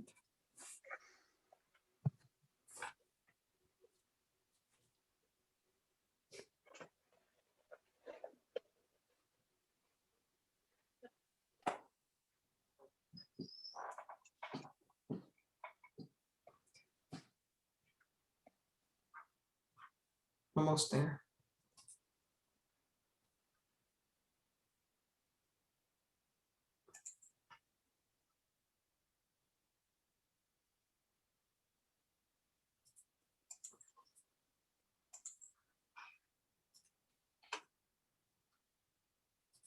Can everybody see the screen? Yep. All right, thank you. Good evening, I'm Will Hurd, and I'm the architect for the project at 165 East 2nd Street. With me tonight is one of the owners, Mr. Mark Nelson. I'm assuming he's still on the line. I can't see attendees, so I don't know. Yes, I'm here. There we go. There's Mark. The property is located one parcel in from the intersection with Chestnut Street and is currently vacant. Next slide, please, Leila. Mhm. On the submitted plot plan here, you can see the parcel and the proposed footprint of the new house in relation to the other houses. Next, please. This project came before the HAC originally in 2017, and on May 11th, it was with the previous owner of Mr. George Velastakis. That time, the house was a 2.5 stories with a basement. Next slide, please, Leila. You can see the interior layout and the rear deck and porch. The commission approved the general concept and the proposed front, rear, and side yard setbacks with a request for further information that would need to be submitted with the building permit. Additionally, on April 11th, 2017, the city council improved the encroachment of the front porch and steps so that the front of the house could align with the neighboring properties. Subsequently, the property was sold to my client and the design was transferred to him. In our discussions about the project, we decided that the brick front wasn't the look that he wanted. We opted to instead continue the wood siding onto the front elevation. This also cleaned up the corners where the brick would have to transition to the siding. Additionally, he desired larger front windows. Next, there we go. So in consultation with Ms. Hamrun, we adjusted the front elevation to get the first and second floor windows to have a proportional relationship and nudged the overall height of the house, the front of the house down some to be closer in height with the neighboring houses. We were able to accomplish this by eliminating the basement crawl space on the advice of Mr. Bergstrom and keeping the second floor ceiling height at 8 feet. Next, please. Internally, we have kept the same layout as originally approved with the small addition of a utility room for mechanical services that would normally be in the crawl space or attic. The porch and deck at the rear are unchanged. Next, please. So in this composite elevation of the street, you can see how the front elevation is now much more similar to the neighboring houses. We also adjusted the cross gable to match the slope and depth of the other houses to lower the roof peak. Because this house is 20 feet wide as compared to 16 for many of the other houses, we are showing 2 dormers to help break up the wider roof. The attic level is not habitable and will only be used for storage. Next, please. These adjustments to the roof and overall height help keep the house from overwhelming the neighbors. You can see in this aerial view that has a similar depth and height to the houses, especially the ones a little further up the street on that sort of block of 4 with a gray roof. Thank you, and I'm available for any questions. So my one question is, has the front to back length changed at all? No. Okay. And Jeff, just again, I'm just gonna, just so it doesn't, 25-foot setback from the rear property line, correct? Interesting question. Oh. It was decided eventually by the court that I was right and that there's a street behind it. So I think that may be discretionary upon act. In any event, I think they make it, don't they? Will, don't you have? I believe we do. I'm Yes. trying to find. I don't. So Jack, the idea is the 25 feet would be starting from this point, based on the latest judgment, correct? Is that it? 25 feet. I'm sorry. I'm Yeah, looking. you said it was determined that it was a street, a public street. So the calculation for the 25 feet would have to be from that point. If it faces on 2 streets, the front yard setbacks on both streets will be at the discretion of the Historic Area Commission. Right.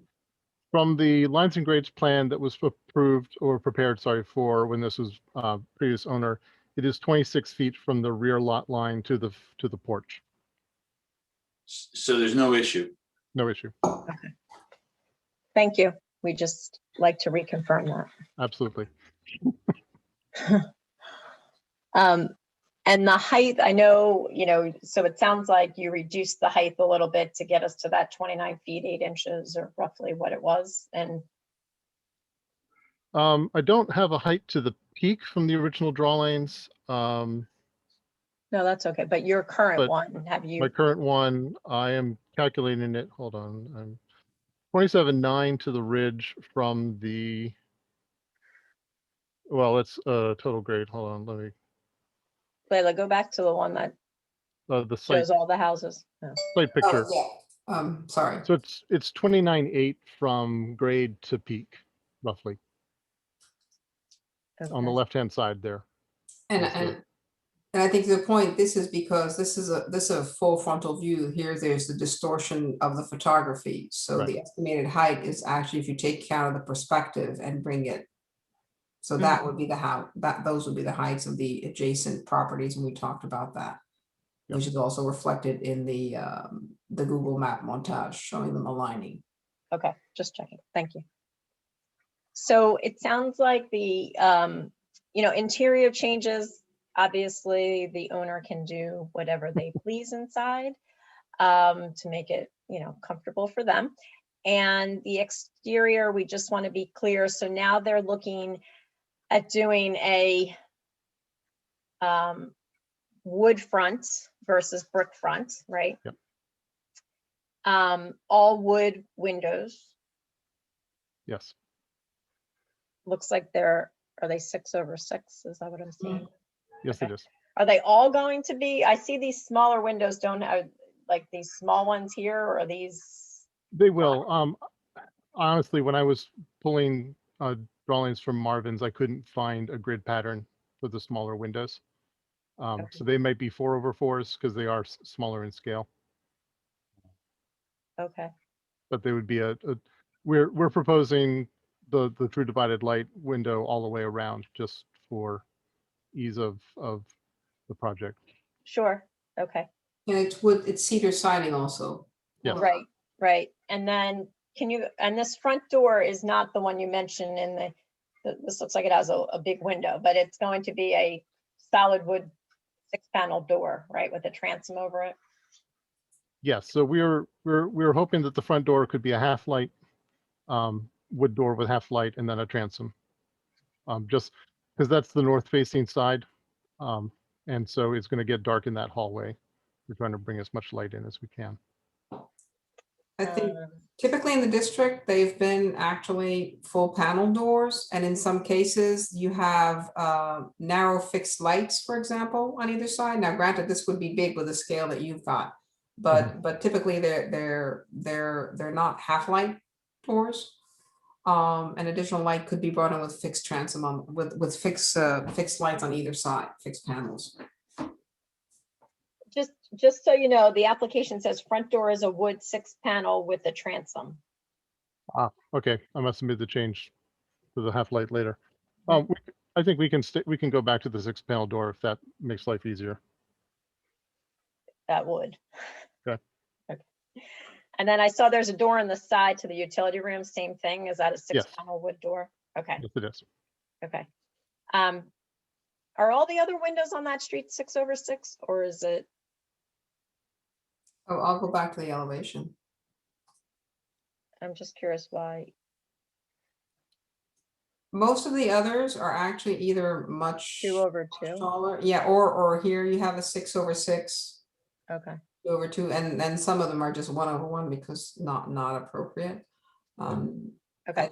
Throughout the district, because there's a mix of periods, it can be a range. Yeah. Yeah, no. I was just curious because, Mhm. You said some have to be 4/4 for size. So I was just thinking to keep them consistent, if you did all 4/4, would that be better? But it doesn't matter to me. I just was thinking, uniformity of all the windows versus some 6/6 and some 4/4. That was all. And oh, the front, so tell us a little bit about this concrete.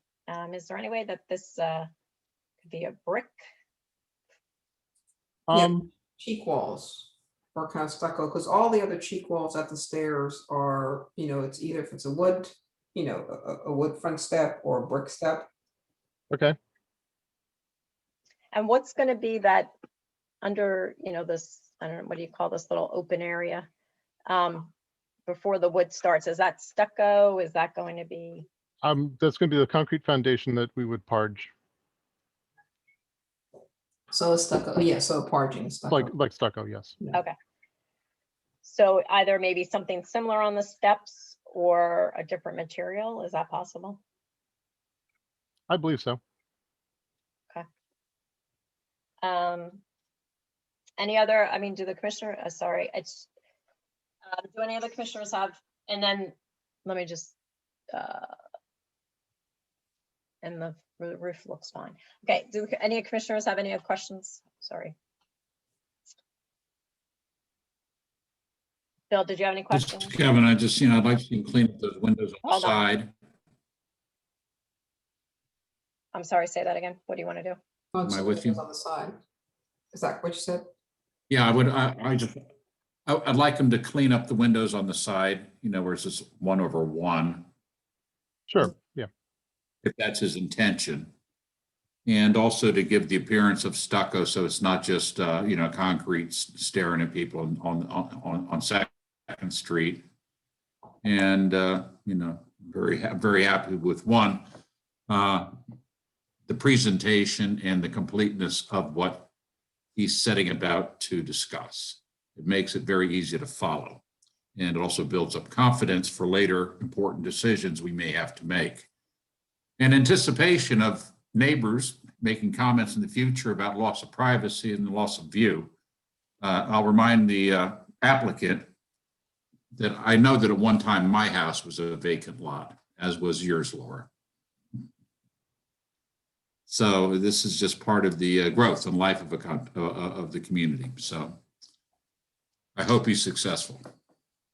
I think mine was a vacant lot in 1820, but I don't think it was. I don't think it's been vacant since then. So, but yes, but it was vacant then. Someone had to lose their privacy. No, you're right. I'm just saying. I'm attached to somebody, so we hopefully got built at the same time. But no, like I said, some of us were more familiar with the project. We do appreciate the completeness of everything that you've presented. So it does make it easier, as Kevin was saying, for future discussion, and the fact that you're using period appropriate materials. We do appreciate that. And looks like it will be a lovely home. So we know this is just a consult to, provide input. And, based on, what we're seeing, once you put forth, so the app, you can come, we have to put you on as new business for next month. That's really how it happens. And so here there was one question, because we had done that in the past with consultations. Yeah. And Jeff, you can chime in. We've done this in the past to say that if the applicant comes back with a concept that is identical to what was presented, takes into account the comments of the wood panel door, the stucco on the base, and the 2/2 windows on the side, that could be approved as a tier 1. It would be a new application, but it could be reviewed as a tier 1 and thus not having to wait for an extra month.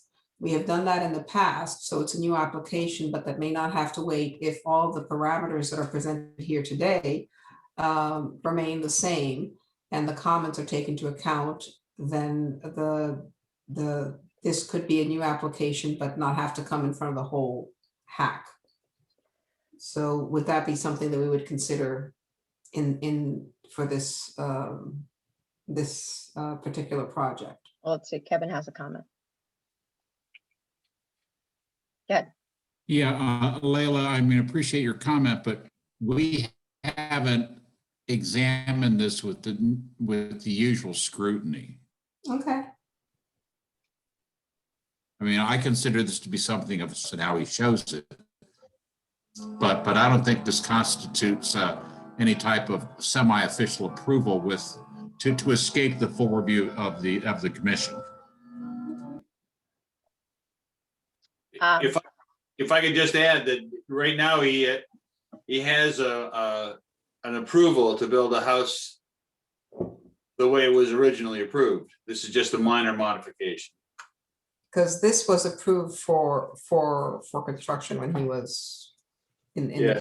Yeah. So this is. Now here's my question about that though. It was approved in 2017. How long does the approval hold? 5 years.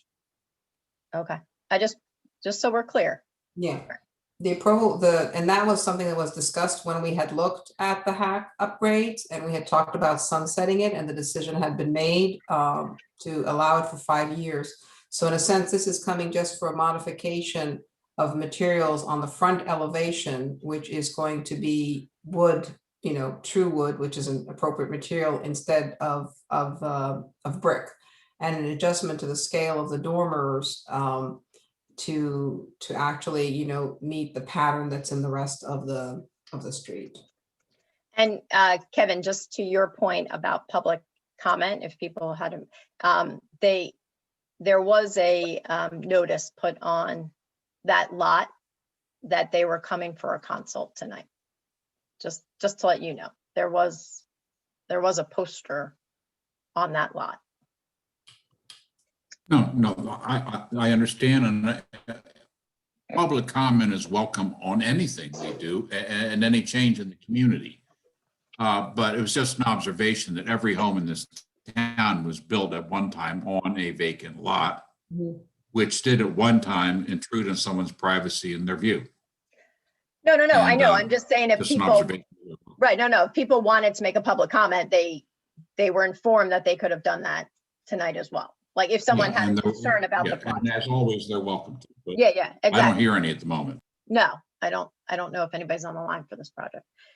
All right, so what do we, I would be in favor just because I know the project previously. Bill fell off the line, so but I would be in favor of approving it with, well, making adjustments, and then it could go through tier 1, but it's up to really Kevin and Justin.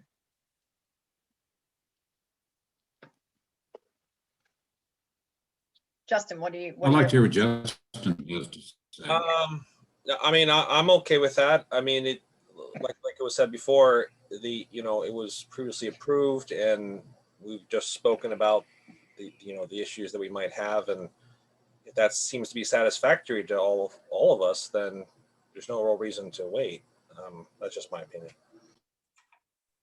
Okay, so Kevin, what are your thoughts on?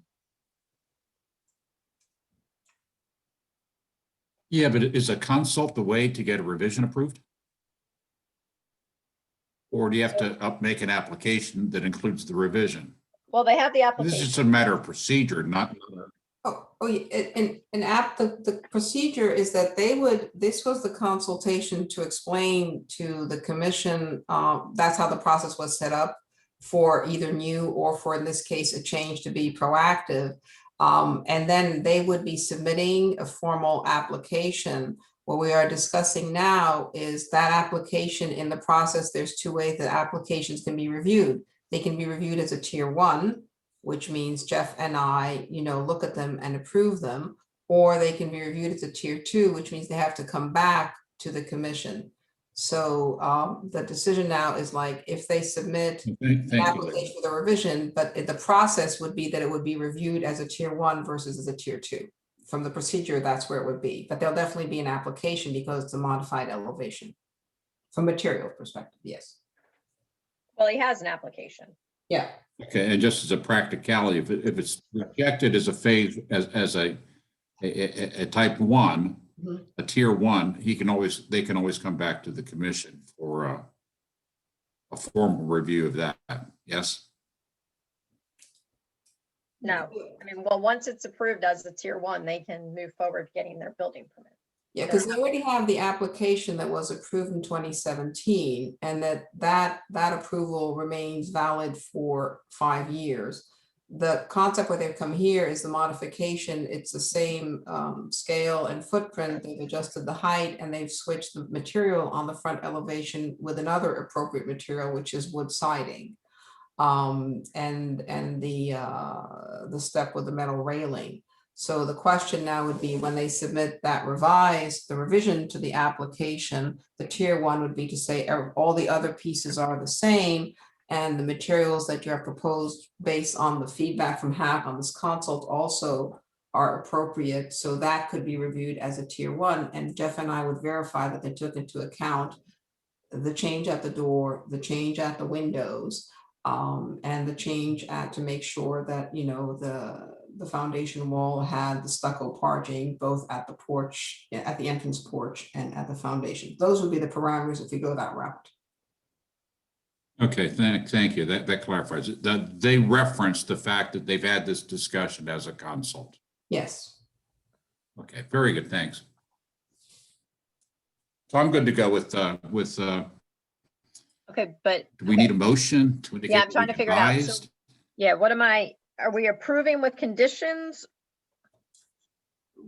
Yes, the question is, the motion is that the proposed modification to the original application for the materials of the street elevation, the additional dormer, and and the change to the material of the front entrance porch are approved, subject to the condition of 1, having the front steps and the foundation wall parged in stucco. 2, adjusting the 1/1 windows on the side elevations to 2/2 or 4/4 as appropriate. And 3, removing the half-light wood door and having a front entrance door that's a 6-panel door. So 6-panel wood door with the transom. So those, yeah, I think in the future, one thing that would probably help Jeff and Marika and Layla is probably in these cases to attach the pre-approved application. The original application in full. Mm-hmm. Yeah, you know, like attach it to this application so that they would have seen that project at that time. Okay, so we are going to make a motion to approve with conditions. And so we're making a motion to approve the application with the following conditions made to it. One is that the foundation and the stairs are, is it parged with stucco? Is that the right word? Any window that's 1/1 will be a 2/2 or a 4/4 to ensure the front door is a 6-panel wood door with a transom. And I'm just going to say that because I think that side door is new too. So that side door is also a 6-panel wood door. And the front, we forgot to say, the front is now wood versus the previous material was brick. And all other materials are of wood nature. So the porch is wood and all the back doors are wood. Can I have, and then once the building inspector and Layla review, it can be approved as a tier 1. Can I have a second on that motion? Can we ask the applicant if he understands that these provisions have been discussed, and he acknowledges they've been discussed tonight. Yeah, so I'm going to just say with the owner, probably, we just want to make sure the owner is also. Yes, I'm happy with this, and Okay. I thank you for helping to get this. Yeah, through. sure. No, thank you. Okay, I second the motion. Okay, thank you, Kevin. All in favor? Aye. Aye. Aye. Okay, thank you. All right, motion passes. Thank you very much. Good luck with your project. Thank you very much. I look forward to being your neighbors. Oh, thanks. We look forward to having you. Take care. It's a great property. Yeah, thank you. All right. Okay, so the last order of business would be old business. Layla, why don't you just give us a quick update on the grant? We have a signed grant. They sent a draft. It has been approved. Bill has signed it. We have to complete the work by June, or by by mid-July to meet the requirements of the grant. The SHPO was apologetic. They got it to us this late. They just had a lot of things going on. This July? We have to get it done by this July? Yeah. So you should all be checking your emails. I'll be sending emails with red receipts or delivered receipts, and so that we start having this conversation. I'll send out the package that I'd sent before. I'll send out suggestions and recommendations, and we can carve some time to have a discussion. Or I believe, Jeff, we can also set up working sessions, right? With HAC members, have a work session. And I think we should try to have one perhaps in the next couple of weeks to go over that and just do a drill down into it. So we'll get that rolling. The other thing that I want to point out is they also mentioned that the CLG grants for the next year are coming around.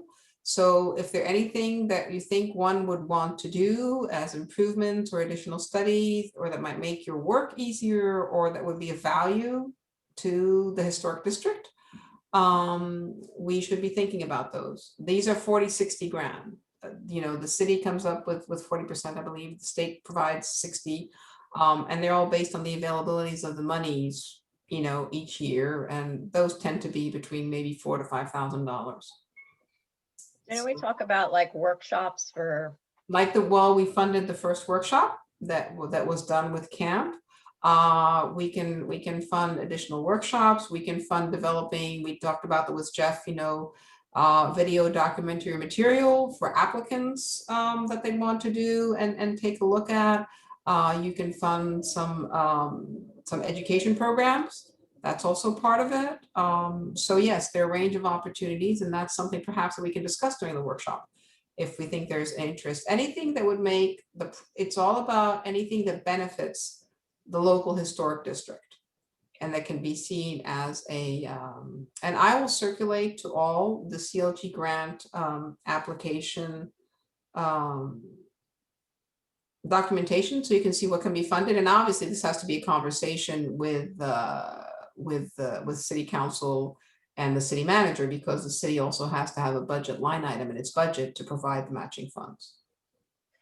So when you say like working sessions, can we all be together for a working session? I do believe if you have a work session, I think, Jeff, we had talked about this at one point, saying that the commission could get together for a work session. Yes. Because it's part of improving your processes, and since the commission sets its own work, you can do that. I believe that is an appropriate meeting. Okay, so yeah, I would say we're gonna have to get some workshops in here because if it's mid-July. We are going to. What I would recommend is, I'll send everything that I've found, and if at one point you have nothing better to do and want to go and hopscotch to Philadelphia, Baltimore, Annapolis, and see what they're using, on your own, there are obviously a huge amount of them out there. But I'll share the ones that I thought were relevant. And I do think with Jeff, we thought that the critical components have a checklist. I mean, you can see how difficult it's been, like even with checklists, and we say we don't have a picture. So I think things like that make it really foolproof. Make sure and it also helps Marika say, I'm sorry, I don't have this. I can't accept the application. And we had started some work in We had, so last year. So we have some starting point, right? we have all that packet, which I pulled together, and then I'm gonna just share. I figured wait to share it when we start, so it's fresh in everybody's mind. Yeah. And it'll be a package that I'll send out and distribute to the group, and obviously Jeff, and we can start the conversation. Okay. Thanks for that. All right. So the EV charging stations, this is just going to be on our agenda for a while. So just to give you an idea, I wrote MSC and said, let's get that first one installed. We want to see how it looks, right? Like we want to see it and feel it. And so they are putting a timetable together to get the first one installed in the parking lot, 3rd Street parking lot. So they recognize it's important for us for future discussion. So I had met with them, talked to them about the Chestnut parking lot, Chestnut Street and 2nd parking lot, as well as behind the library. We cannot, not the library, behind the post office. They do not want to do any at the library because the library has apparently 250 wells under that parking lot or something crazy. And they just don't want to do any other work over there. There's only 30. I was gonna say, where did they fit the 250? 250 was a word. I was like, I don't know if there's, but anyway. Is there geothermal there? There's a lot. Yes, So, yeah. So they decided they didn't want to do it there. It's fine. So behind the post office isn't actually is a good spot because it's actually, if you're driving up 5th Street, there's like big trees, that cover the parking lot. So and it's going to be on the interior side. Like there's another, parking lot, parking spaces. And then there's like an island. And it would be in the island. So like perfect, right? Like you're not going to see it when you're driving down the street. It's going to be in this middle island. I'll send pictures, but that's where they're thinking there. The other parking lot, the 2nd Street parking lot and Chestnut, someone actually plugs in their car already using a regular charger. It must take them days to charge their car. I don't know. But I was like, well, maybe one here because like this neighbor wants to, we'll use it, There aren't a lot of places to put it there. I mean, it's a pretty open lot. So there's no place to really hide it. So, maybe closer to the houses on one side, but I'll send pictures of that. And then Justin kindly, I couldn't make a meeting, so he kindly went to the tennis courts. And where else did you go, Justin? The sailing club. That row of 3rd Street, yeah. Okay.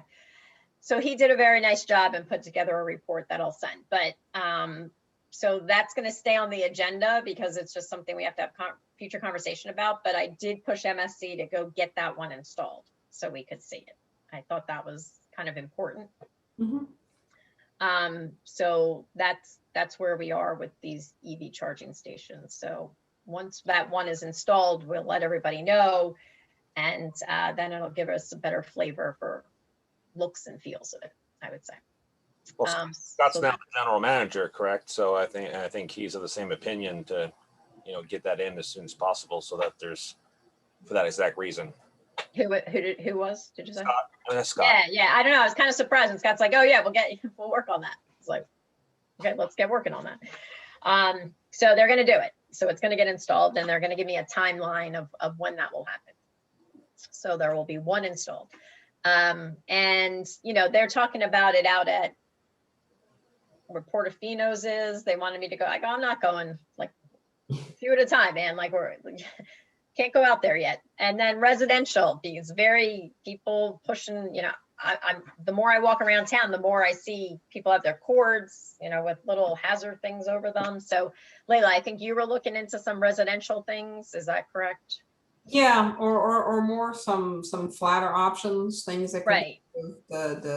And we at one point, and then I kind of stopped digging into that when we started talking about let's put these public stations and see how it would go. So I think because then there was this whole conversation, it's a different conversation, which is sort of not almost our purview, which is what are we going to put in, who's going to install them, how are you going to make sure that they cannot be used by somebody other than the resident. So that kind of opens up a whole different kettle of fish. Yeah. But we can look into that. I think the first focus was to resolve this issue and see the public ones and how that might work. Right. And then Okay. beyond that, see how minimally intrusive, because we talked at one point, the ones that are concealed in bollards and kind of replicate like the horse hitching point, but you really can't imagine one in front of every house. Right. Down. So it's much more that notion. Is it really practical to have these places that you put like flat in the ground or in the sidewalk? Because then like who opens it and how and when? So I think that kind of opens up a bit of a different conversation. Someone mentioned, I think it was someone like there should be a EV charging station like barn, like like one place where residents go park their car, like instead of everybody trying to park their car. Kevin mentioned that one. Yeah, I thought someone did. I mean, it's not a bad idea. I'm just. Well, I mean, and then you'll have, it'll be the gas station of the 21st century. You'll have a coffee shop, and if they have accelerated charging machines, and somebody just have to be there for like 40 minutes and come back and do that kind of thing. Right, exactly. Yeah, so that would be ideal. But the only difference is the only difference with the the parallel that's made with gas station is it's a time. I mean, gas stations would be very different places if the person in front of you is going to be there for 45 minutes or an hour, not to mention more. So right. I think that'll be something to see, but it's definitely coming. I mean, it's discussed in many forums about that. So it'll be interesting to see where that goes for the private use. I think the public use probably. Justin, this is a business venture for you, like a little bar with a bar charging station, like a. Don't get ahead of me, Laura. You can drink and drive, right? Go get a drink while you're charging your car. Well, I did say coffee shop, right? Or bench. Right. Yeah. Okay. Scratch that from the minutes. Since I drive a Tesla. Can I say something here? Yeah, go ahead. There are big questions that are beyond, the scope of what we do. Every charging station begins to look like the electrical draw, the electrical demand of a new home on the street. And I don't know how many people, for example, live in the historic district, maybe 1,500 or so. That's like having 1,500 homes built in the district from an electrical service standpoint. That's a lot of power. So over the next 20 and 30 and 40 years, assuming this continues to expand in terms of market acceptance and customer satisfaction, there's going to be real work needed to significantly upgrade the electrical distribution system in the town, as well as significant amounts of new generating capacity. So at the moment, it's a hobby and it's cute. But down the road, this becomes a very expensive question to be understood and resolved. Right. Well, let me speak to that because I drive a Tesla and it is going faster than you think. I mean, some states like California and even Joe Biden at the moment is talking about not outright banning gas cars by 2030, but it's going to be the set standard. And I'm every day I'm looking into this for personal reasons and obviously for Hack and just for the whole point of it. And progress is being made very quickly. To Kevin's point, at some point you are going to pull up to a gas station, a quote unquote gas station, and you will be able to charge. So I was talking with Scott, Lundquist about this. We should also be very careful not to go too far too fast because at some point it may become antiquated. That's a real possibility within the 5 to 10 years. So I don't think we might want to be careful not to flood everywhere. So people may not need, and for that reason, the electrical grid, Scott had that same opinion that there's going to be a point of no return where we can't do it. And people are going to end up going, it's going to be faster to go to the gas station than it will to be at your house. So, my last comment is I would definitely talk to Scott. When I met with him, he certainly had some ideas about the individual houses and what his idea, being with MSC as far as how he envisions the power getting to the individual house owners. And it'd be interesting to see if his idea is ludicrous or not, or whether or not it's a good place to start on top of what Layla might find. Was it remote control or something? Remote wireless? No, No, but it was, it's pretty much similar to a Bolliard situation, but had having to do with, you know, I guess it's probably nothing new, but Well, we'll have Scott maybe on the line and talk to us in the future. I guess I'm taking the long road to saying. Yeah, because I think he needs to explain it. Okay, is there anything else? So, all right, so anyone, we're gonna have to have a work session because we have to get this application process done by mid-July. So hopefully we can all make ourselves available one evening, maybe two, to go through the process, and probably the sooner the better, right? Because, you know, we don't want to delay and then it's July 1st and we're scrambling. So, I mean, it may be the kind of thing, I don't know, this is all about everybody's comfort level, and I don't know if there's a protocol way of doing things, but it also may be if at that point everybody's comfortable just to meet in one place with those paper Right. applications, shuffling them and have an in-person meeting. That could be an evening or at a more convenient time.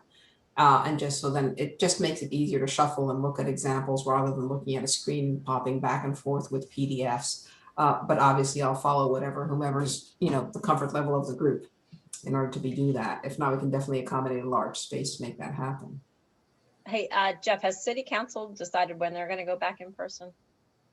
They haven't told me if they have. Okay, I just didn't know if there was a discussion about that, because I'm assuming eventually we're going to go back into person too. For what it's worth, the governor is allowing restaurants to open up fully on the 21st of this month. And CDC apparently is going to start pulling back on the mask thing, but so that, you know, the direction is heading towards. Yeah, and they're doing that. They're doing that much more, like correlating it with vaccination levels too. So I think that'll just kind of be, you know, conversation. Right. But yeah, I'll appreciate everybody's feedback when I distribute the material early next week on these applications, so we can pull that together. And also just remind everybody, since there's the opportunity for the funding grants next year, for these small grants, just to see if there's anything that you think that we would want to pursue or develop that could help the applicants when they come to HAC.